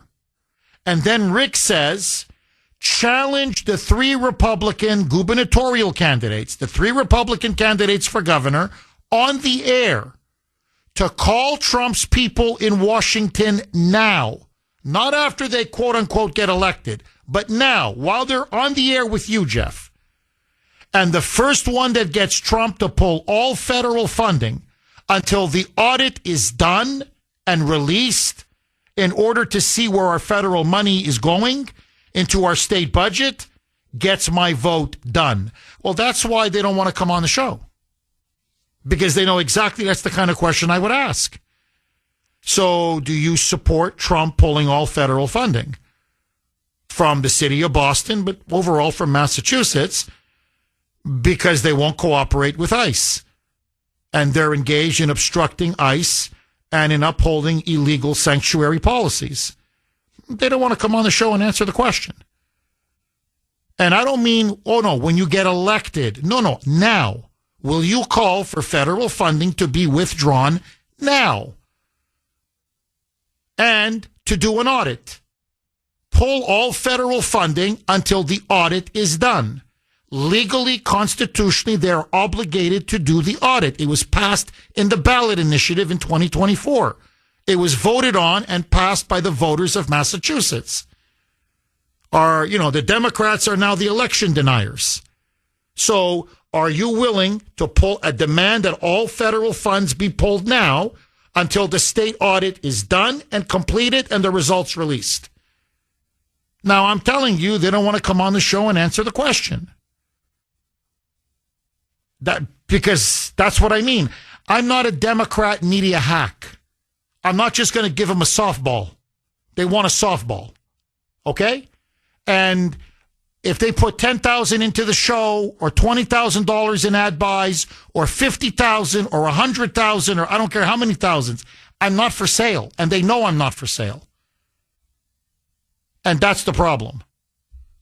So why? Because I think we deserve a state audit. Why? It's your money. It's our money. And they're stealing our money. And I'm not saying a little bit. They're stealing billions. I believe you're going to find at minimum the same level of fraud that you see in Minnesota. $20 billion. I think it's going to be more. Okay? But let's be cautious. It's going to be the same number. $20 billion. That's our money they've stolen. You steal $100 and they arrest you. These crooked politicians can steal tens of billions in this state and nothing happens to them? And they're going to cover up the books even though we vote to open up the books? No. So I want someone who's going to be a steward of the taxpayer dollars and who's willing to stand up to the mafia state that Massachusetts is. Now, if you don't have the guts to do it, don't run for governor. But if you do, then you'd come on this show. I think it's really that simple. Anyway, I don't care whether they come on or not. Whoever wins, I'm backing because I want anybody but Healy. 617. So to all the candidates out there, you don't have to come on my show. I'm not begging. I'm not asking. Really, honestly, if anything, it's a ratings killer. You want the honest truth? It hurts my ratings. For whatever reason, it hurts the ratings. So, do what you want to do. I'm doing this as a public service. Holly on the South Shore. Thanks for holding, Holly, and welcome. Good morning, Jeff. How's it going? Very good. How are you, Holly? Good. I'd like to preface this by saying that Bill from Sudbury is off his rocker, and he's the poster child for the mentally insane, so no one should ever take him seriously. The other thing I want to say is I am tired of the time that I've been here on this planet. In Massachusetts, I've been a resident for most of my life. I'm tired of these wishy-washy Republicans running for office. I think we need a true conservative. We haven't had any as of yet. The problem is, like you said, a lot of these conservatives Republicans who run for office are not true conservatives. They run to lose. I think they're paid to lose, and they waste people's time. So the moment people see, there's a Republican running for office, they get excited and think that things might change. Unfortunately, this is an establishment-based state, and people are not in it for the right reasons. Right now, there are 3 Republican candidates running for governor, and as of now, I support Minogue. He seems to be the best that we have, but the other 2 don't seem to be taking it very seriously. I'd like to see somebody who's really serious, a true conservative, a true Christian, like Minogue. I'm hoping this guy is everything he says he is. But if not, Jeff, why don't you think about throwing your hat in the ring? I think you'd be fantastic. What do you say? My wife won't let me run. Holly, I'd love to run. I'll be honest with you. Every fiber in my being wants me to run. My wife and kids have vetoed. They don't want me to run. And my wife has really supported me in my life and in my career. And it's really not easy doing this job. I don't want to get into details, but I get a lot of death threats and other things as well. And my wife puts up with a lot, and she doesn't ask much. And this is one of the things she doesn't want me to run for office. And I have to respect that. She's my wife. She's my better half. So unless my wife gives me the green light, I can't run. I would never do that. But look, Holly, I just want to bring it full circle. I'd like to have Minogue on the show. I'd like to flush out a lot of issues with him. But from the 3 candidates, from everything I've read, and again, it's preliminary, I agree with you. If the primary were held today, I would vote for Mike Minogue. I like his bio, his Army background. He's a veteran. He's a conservative. He's a Christian. But he's also independently wealthy. He's a successful businessman. Nick in Weymouth. Thanks for holding, Nick, and welcome. Hey, good morning, Jeff. Hi, Nick. How you doing, kid? Let me throw some numbers at you. But first, before numbers, let's talk about words. It would be nice for human beings to learn at least one new word a day. But for stupid, ignorant, non-mathematical, unintelligent liberals and such, they need to learn the word subsidy every day of the week for 365 days. Because what is this subsidy? It is communism. You're paying for other people who don't deserve to be paid for. So here we go. There's 100,000 homes that have heat pumps. Let's call her a heat pump Healy, by the way, in Massachusetts, that they admit to.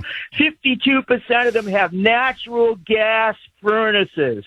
Isn't that an infamia? Is that actually allowed in the altar of the climate change church? No, it doesn't make a difference. It's all about the money for those who produce the heat pumps and the gas furnaces. Oh, by the way, that is a subsidy. Heat pump owners in Massachusetts get a special tax rate, billing rate, if they have heat pumps, which is a lower rate than we have, who do not have those pleasures, okay? So we're subsidizing them. It's on a little back of the second page of the bill. I forget what term they give it now. You multiply a total of kilowatt hours by a lesser amount of money, but by a small amount of money. But it adds up, doesn't it, for the millions of National Grid uses in Massachusetts. So it is subsidy.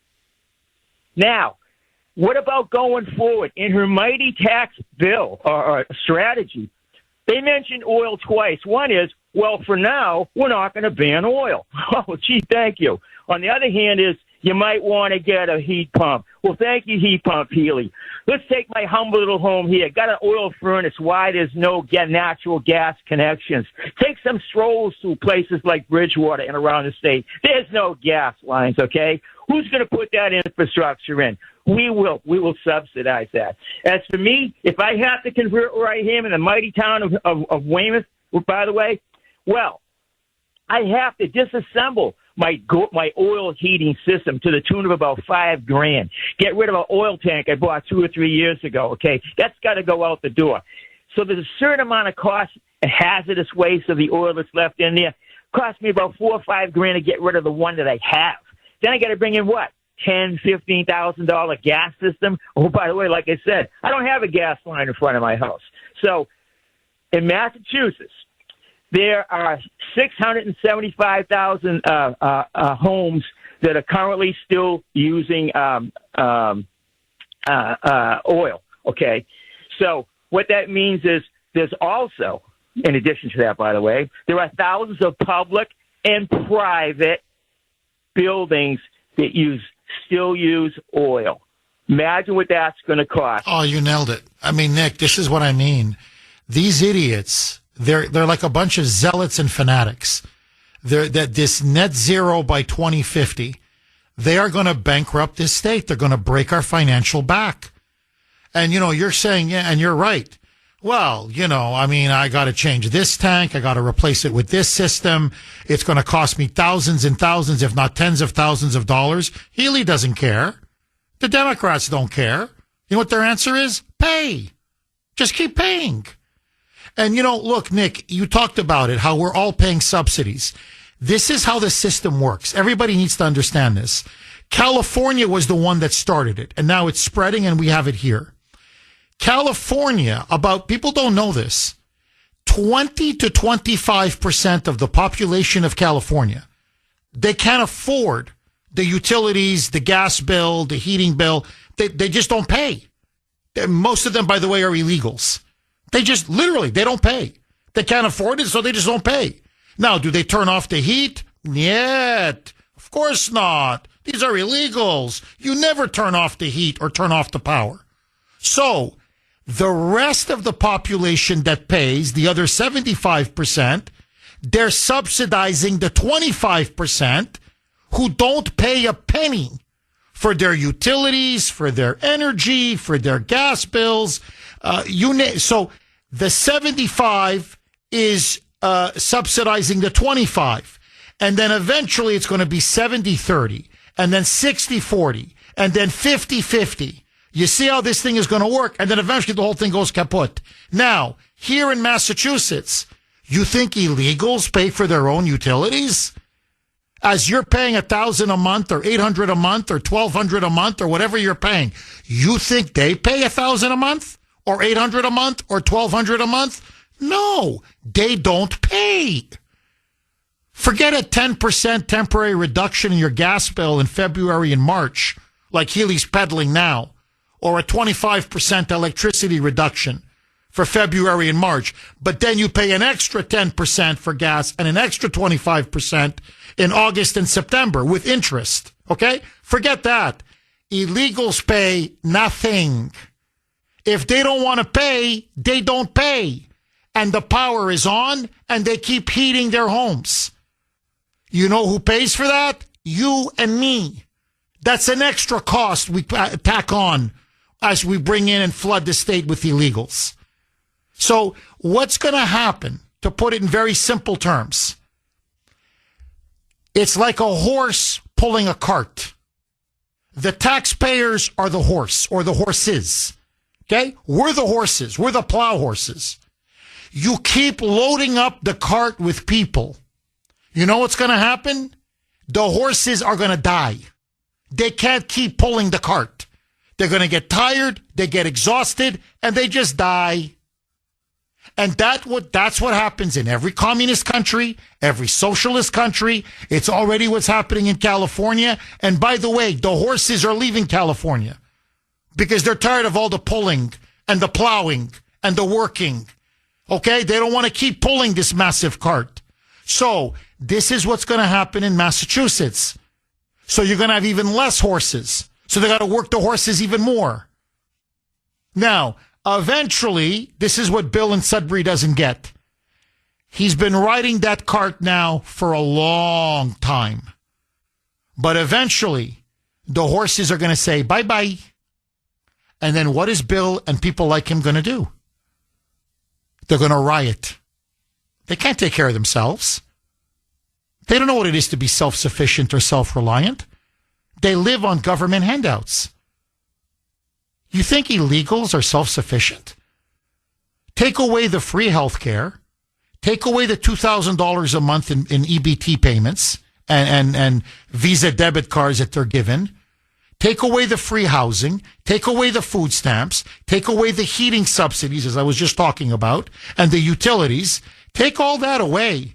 You think even those that work, most don't work, but the few that do work under the table, you think they can live on 10, 12, 14 bucks an hour? In this state? Good luck. Good luck. Good luck. Okay? That's the problem. It no work. As Margaret Thatcher famously said, the problem with socialism is that eventually you run out of other people's money, meaning us, the taxpayers. Because there's a certain point where you say, I'm paying all this for what? I don't want to be a tax slave. I don't want to be a tax serf. I'm already working 6 months of the year for the government. You put my federal, state, local taxes, property taxes, you put everything, it's over 50% of my income. That means 6 months of the year, I'm working for the government, which means I'm working for illegals and welfare deadbeats like Bill.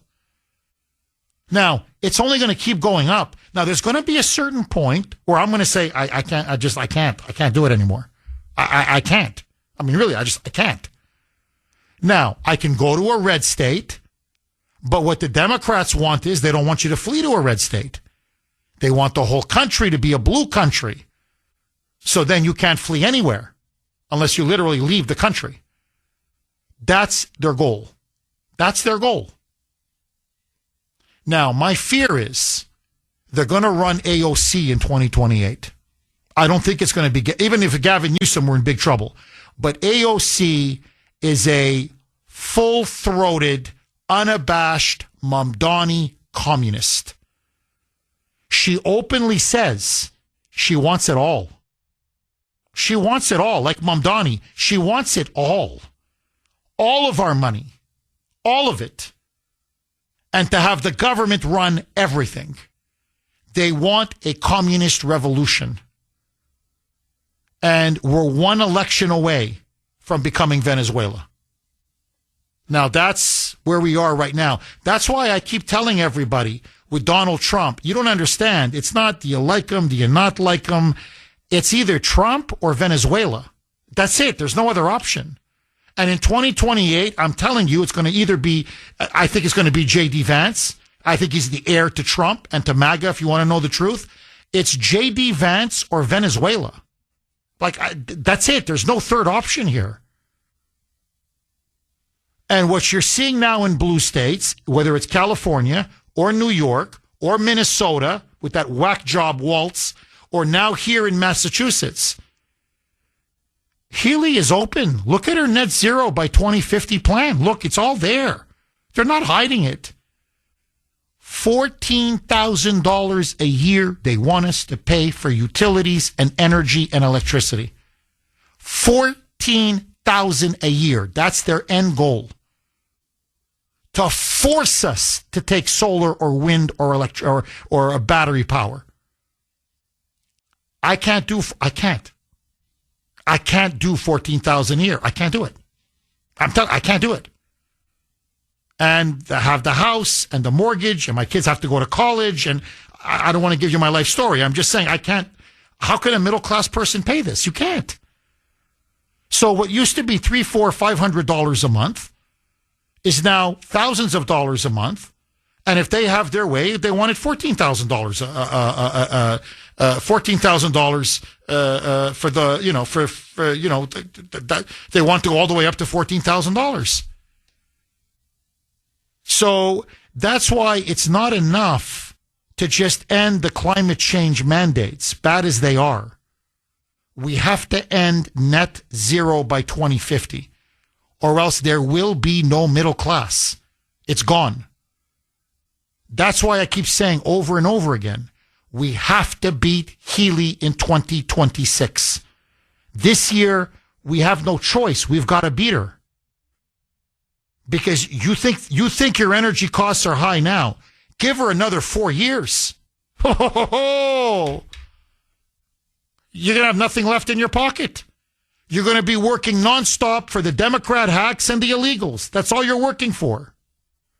617-266-6868. Agree, disagree. Liam in Charlestown. Thanks for holding, Liam, and welcome.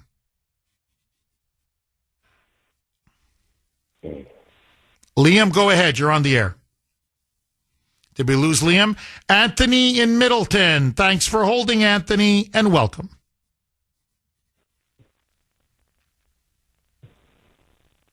Did we lose Anthony? All right, let's go to John in Watertown. Thanks for holding, John, and welcome. Yeah, anything free is not appreciated. My nephews, including myself, we paid for college ourselves. Make your kids work and earn their college education, okay? Which isn't that good anymore. Anyway, I want to go into the energy situation, okay? I am going to put in heat pumps because you're taking the heat out of the earth if you do geo, and if you don't do geo, you're taking the heat out of the air, okay? And it's a huge savings. The people next door just installed heat pumps. They're heating the whole house. It's been down near 6 degrees. You've got plenty of heat, yes. So they work awesome. But I recommend people don't take out their old heating system in case they fail and they can't get the parts soon enough, so they'll always have heat, okay? I didn't know they were that good. I have a workshop. It's about $400 to heat my workshop 20 by 20. I am going to put a heat pump in so fast, okay? And you should do the same. What I recommend for you, have your wife get her, not salesman license, which she has, get her broker's license, okay? Then number 2, you sell that house. You build another house with 2x6s with not fiberglass insulation, but isoranurate. That's twice as good as fiberglass. And then run it on heat pumps. Your cost will go down so much, you won't believe it.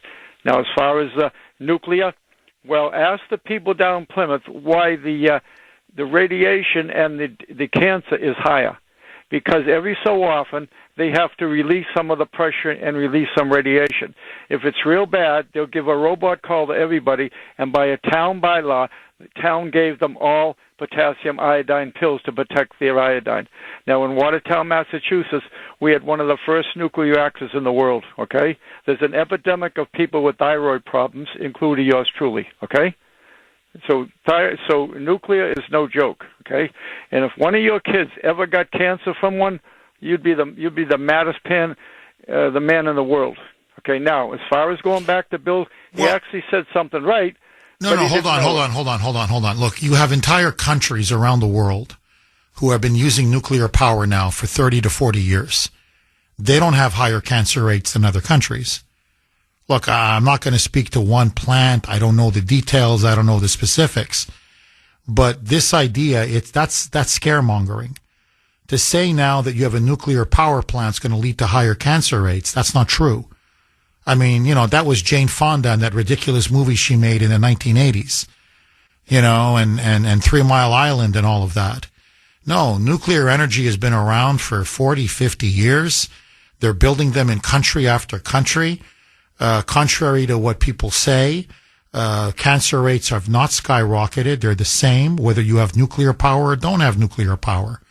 And the other thing, John, to be honest, everything now gives you cancer. I mean, no, I'm not trying to be glib about it, but I'm just being honest. I mean, all I do, I'm not kidding. I drink Diet Coke. Well, that's going to give me cancer. I eat beef. Well, that's going to give me cancer. Like everything. Everything gives you cancer. I can't tell you how many times I talk to a doctor and it's like, don't live. I breathe air, it's going to give me cancer. Everything gives me cancer. So, no, look, if they believe their rhetoric, and they don't, it's obvious, you can tell by the way they live their lives. They wouldn't be flying in private jets, okay? They wouldn't be driving around in limousines, like, say, Maura Healey, and they'd have nuclear power plants in every single state in the country, because nuclear power is the ultimate renewable energy. First of all, it's very cheap. It is literally limitless. It is a constant, reliable source of power. And you don't need any natural gas, any fossil fuels, any oil, nothing.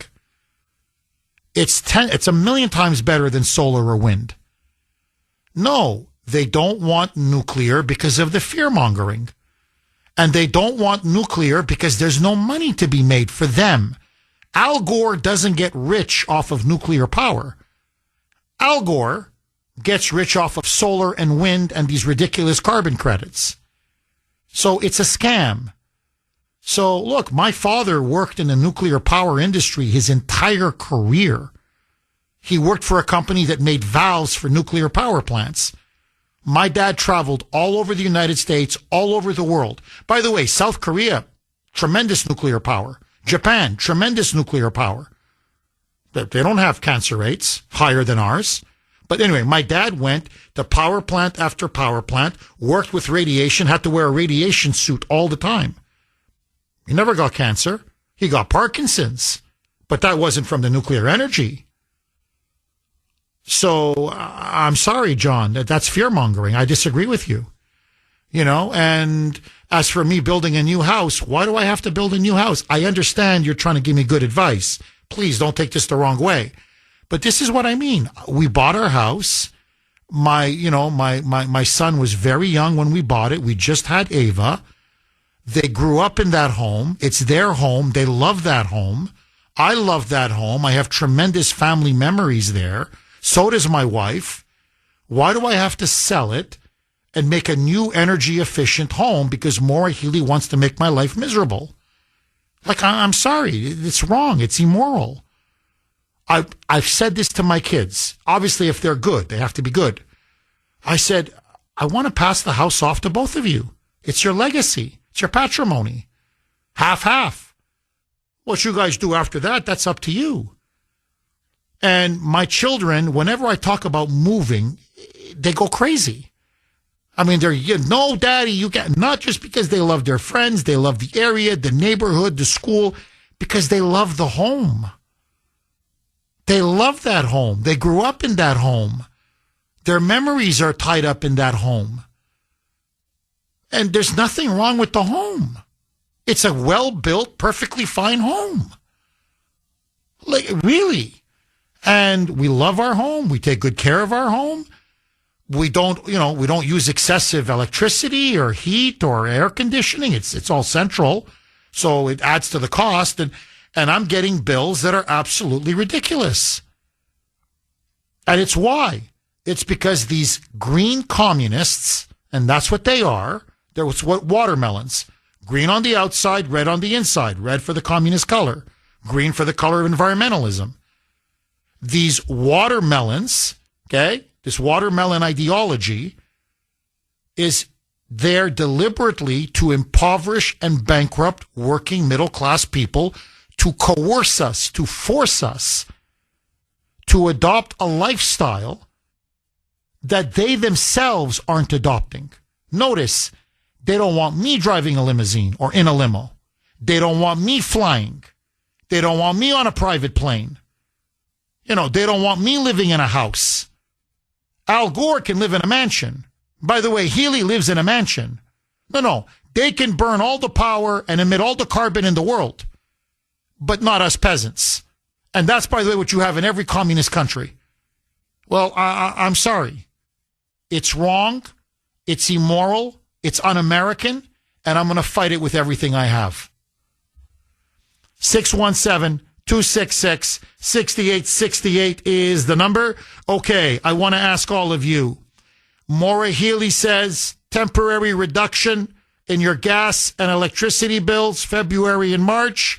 She's a champion of the working man and the working woman. Agree, disagree? 617-266-6868 is the number. Tom in Framingham. Thanks for holding, Tom, and welcome. Hey, Jeff. I've heard a lot of nice things about heat pumps this morning. My experience with them is that they're lousy. I used to, when I lived in Maryland, I had a combination heat pump and electric system. When the temperature got below 30 degrees, I couldn't keep that place warm. I had to turn the electric on. And, of course, the meter was flying around at the speed of sound at that point, the electric meter. The other thing is, I live in a neighborhood that has mostly was built in the 70s, the early 70s, and everyone's got a boiler. Everyone's got an oil hydronic system. And I've noticed my next door neighbor has a split heating cooling system, you know, with the heat pump and the reversible heat pump for heating the place. And I noticed her chimney's been going full out for the last 3 hours. Like, you know, so her boiler's on. She's got her boiler on. She's got her thermostat set, you know, high enough to keep the place warm. So it doesn't seem like that. And weather like this, in really cold weather, at least from my memory, unless you get a really oversized system, those heat pumps don't really work too good. Yeah, Tom, look, I've heard that as well. I mean, I got to say, some people speak very well of heat pumps, but a lot of people, and you're not the only one who's told me this, say, Jeff, they're really not all that they're cracked up to be. And you're right, below a certain temperature, they say they just don't work well, or they don't even work at all. You know, Tom, look, this is what I find a bit disturbing from at least some of the reaction I'm getting. Not you. I'm not you, but others. It's like they're looking for ways to survive Healy's green socialist onslaught. It's like, well, okay, how do we absorb the blow and keep going? And I'm like, no, let's just end it. Let's repeal it. Let's defeat her. I mean, this is ridiculous. We shouldn't have to put up with this.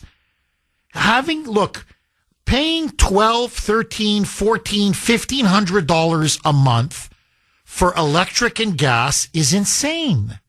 Period. Full stop. Here, I can give you more examples. This is from a Fox 25, a local, Fox 25, the local affiliate. There's a woman cited in the story. She's on a fixed income and she lives in an apartment, and she says that her utility bill has tripled in 1 year. Tripled. It's gone from $100 to way over $300. And she says, look, I'm on a fixed income. This is killing me. She goes, you don't understand. Like, I'm on Social Security. I'm counting pennies. And it just keeps going up and up and up. And she goes, I'm using the same amount of energy. Same heating, same electricity, same power. Nothing has changed. And it just more than tripled. Now, to me, this is an affordability crisis. A cost of living. This is an inflation crisis. Now, if the Republican Party can't run on this, then I'm telling you, they're useless. Like, they're just absolutely useless. And we, the citizens, should say enough is enough. Like, no, we're not going to, no. And I don't want a dinky here, by the way, just so that you know, Tom, this little dinky, it's not even a reduction, it's a delay. This 10% delay in gas and 25% electricity delay, because you have to pay it. You're going to get charged extra 10 and 25% in the summer. The utilities now have just come out. This broke a couple days ago. They're going to charge up to 6.75. Let's not quibble. 7% interest on top of the, when they increase to 10%, 25%. So we're actually going to end up paying more. We're going to have to pay back the 10-25% that the supposed reduction in higher costs in the off-peak years, okay, the off-peak months, forgive me, okay, in August and September and October, and then we're going to get hit basically with a 6-7% interest rate surcharge. And what, people like this? Like, people, are they that stupid? These moonbats, Maura Healey, let me pay more, No, absolutely not. This ends. Like, why are we accepting this?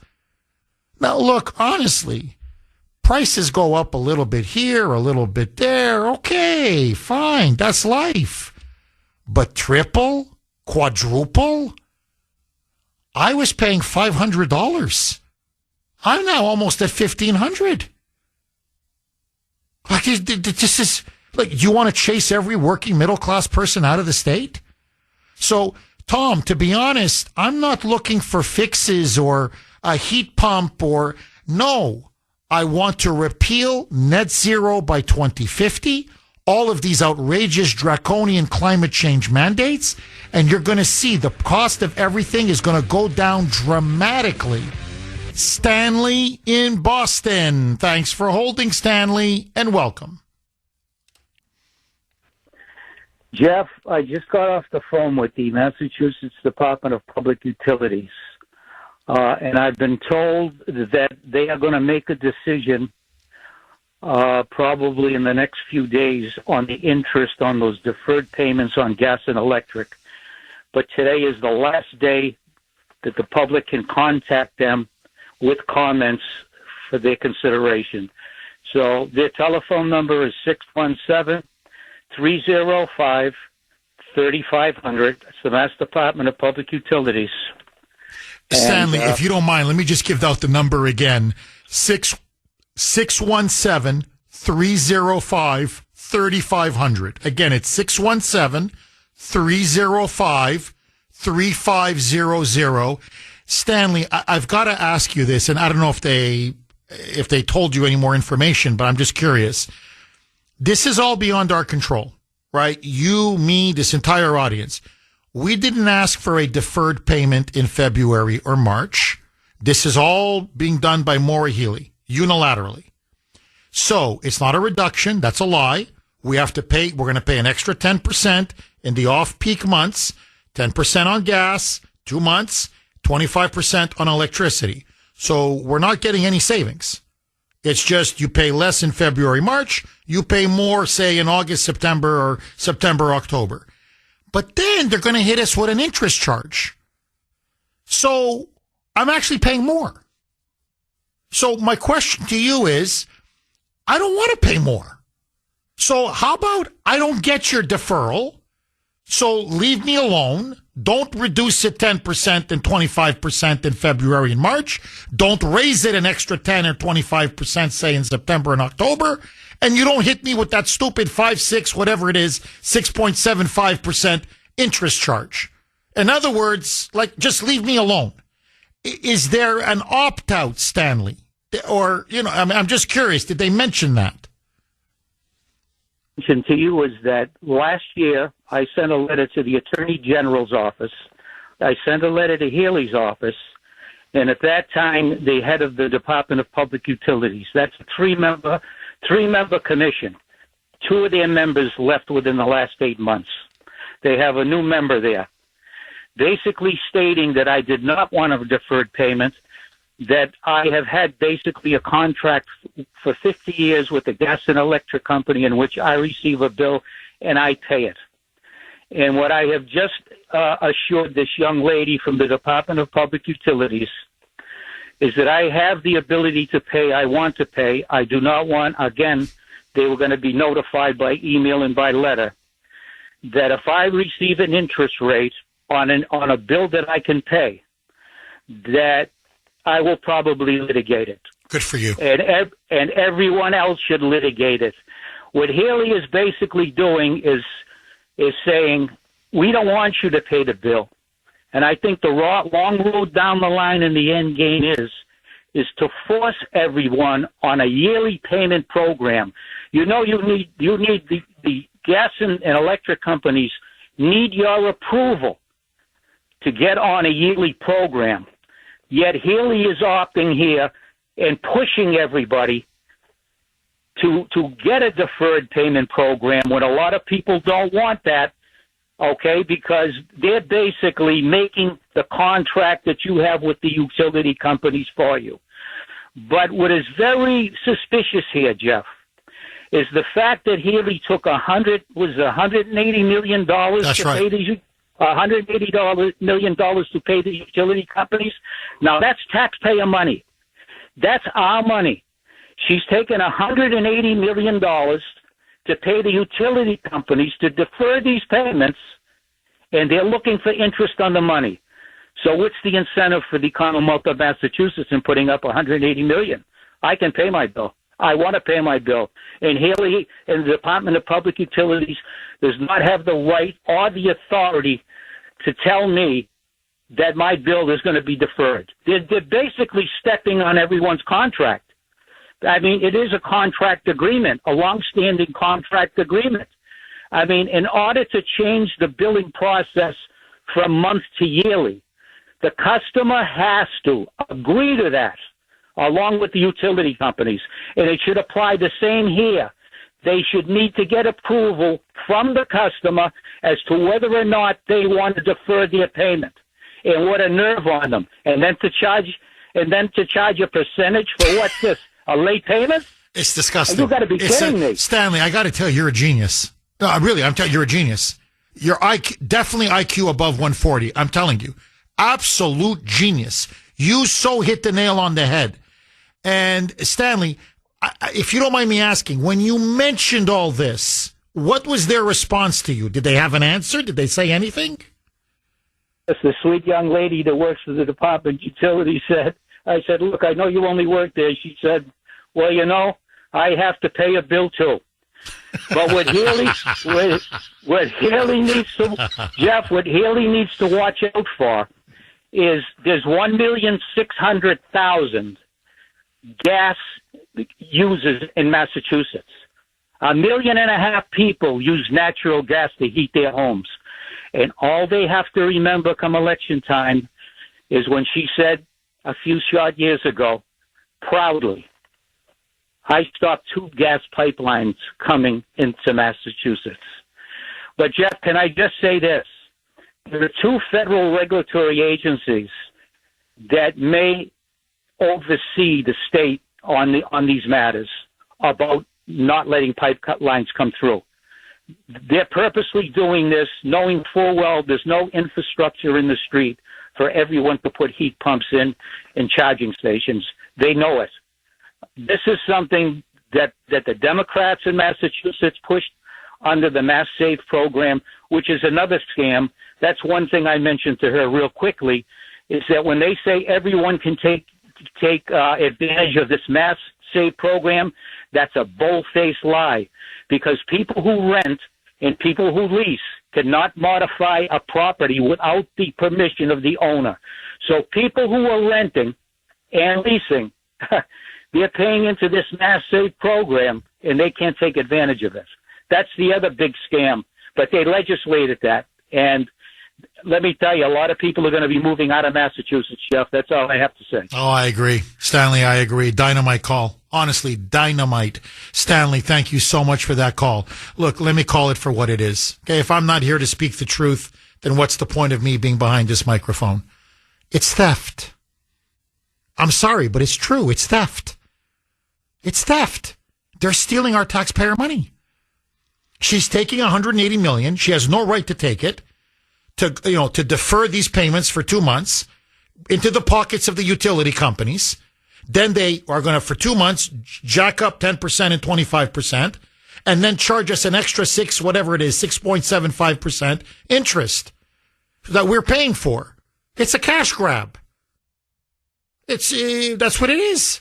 It's a smash and grab. Except they're not stealing a jewelry store. It's right out of our pocket. You can't make this stuff up. Now, I want to know how much money the utility companies have poured into Healy's campaign. I want to know how much money the utilities are giving the Democrats in Maura Healey. I want to know, because I guarantee they're making money over this. The utilities are making a ton of just do the math. 6.75% interest on, what is it, 2 months? 10% extra gas, 25% extra electricity. Boy, nice little windfall there, huh? At our expense.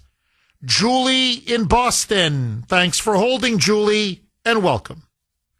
Hi. Hi, Julie. I want to know how Adolf, Stahl, and Healy can get this through without anyone having to go before a committee, a vote, anything. And I agree with Stanley. I am calling that number as soon as I get home. I'm out running errands. And number two, I will most happily be part of a class action lawsuit against the state. Oh, when Stanley said that, I'm like, I'm joining. Oh, Julie, you read my mind. Oh, and with pleasure, with a big smile on my face. I'm going to give the number, Julie, just one more time, 617-305-3500. So 617-305-3500. Julie, as I like to say, you're not 100, you're 1,000% correct. She doesn't have the authority. This has to go through committee. This has to be voted on. It has to be passed in the state legislature. And you're right. Look, I don't want a deferred payment.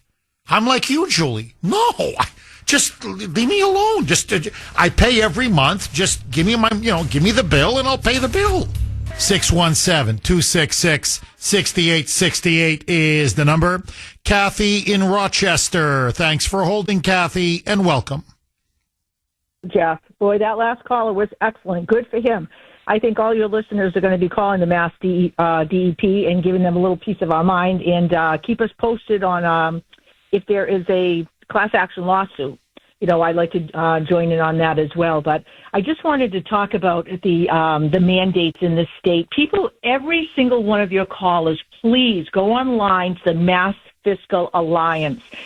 Sign up with your email, or just go on and pay attention, because you'll get really well informed as to everything that is happening in this state. Many times they have petitions that you can sign, because like you said, what's happening is these mandates, this 2050 mandates, that's what's causing all of this. And a lot of people don't realize that the cities and towns that they live in, they are part of the Green Communities Act. You can go online, you can look at the map.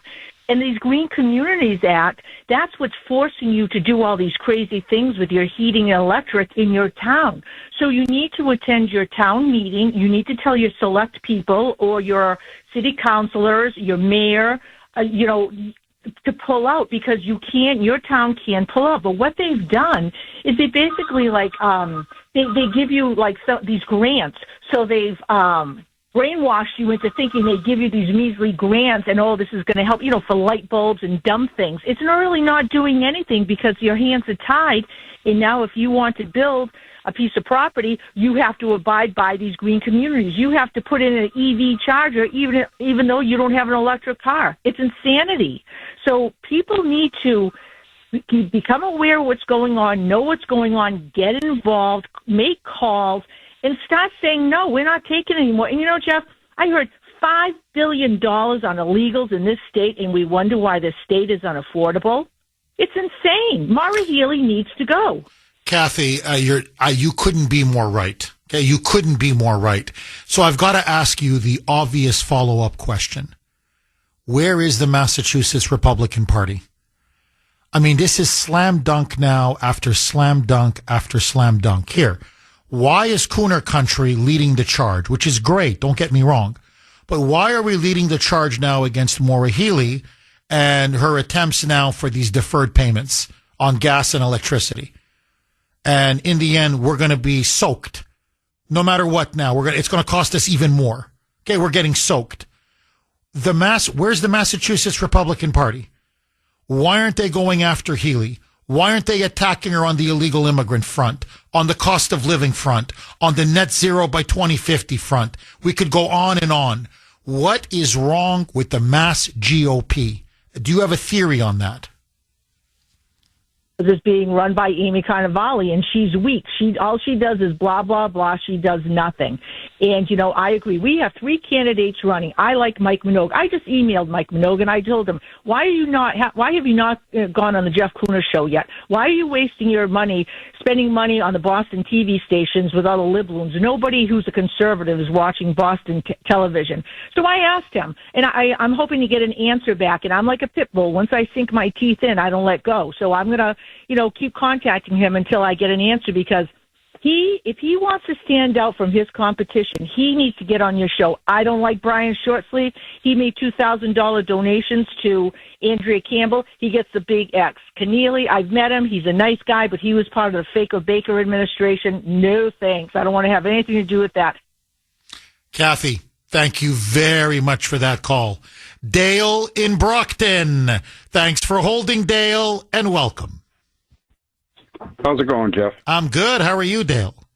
Not too bad. So I want to reiterate on the electricity bill. So in the summertime, my bill was about $80 a month. I live in an apartment. They had put in smart meters, and once they did that, I could start slowly seeing an increase. Now, here we are in January, and my bill is $1,500 a month. What? Dale, are you serious? Dead serious. It went from $80 a month to $1,500 a month? Over time. It started going up, up, up, up. Dale, if you don't mind me asking, over, when you say period of time, you mean a couple years, right? No. No? No.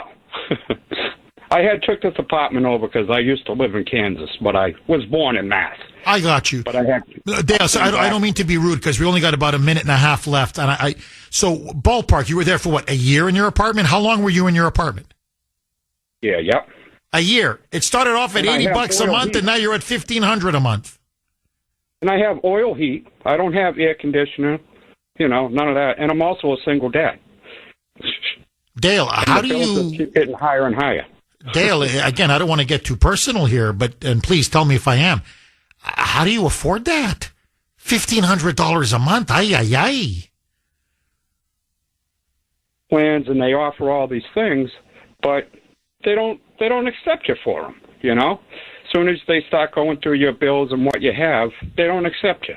So at the end of the day, you end up just paying what you can, and hopefully they don't shut you off, So It's gotten to the point you can't pay the $1,500. You pay whatever, half the bill, or $750 or $800 or whatever, and you just hope they keep the power on, correct? Like I said, I have oil. I don't even have it for heat. Oh, that's true. Okay, that's a good point. So what am I using here? For what? 2 TVs, and they're not large TVs. A couple little lamps. What am I paying for? Well, unbelievable. Yeah, no, you're subsidizing. You're paying for the climate change. You're paying for illegals. You're paying for Maura Healey and the Green New Deal. That's what you're paying for. They're robbing us blind. Dale, I mean, really, this is this poor guy, $80 a month, and now he's at $1,500 a month.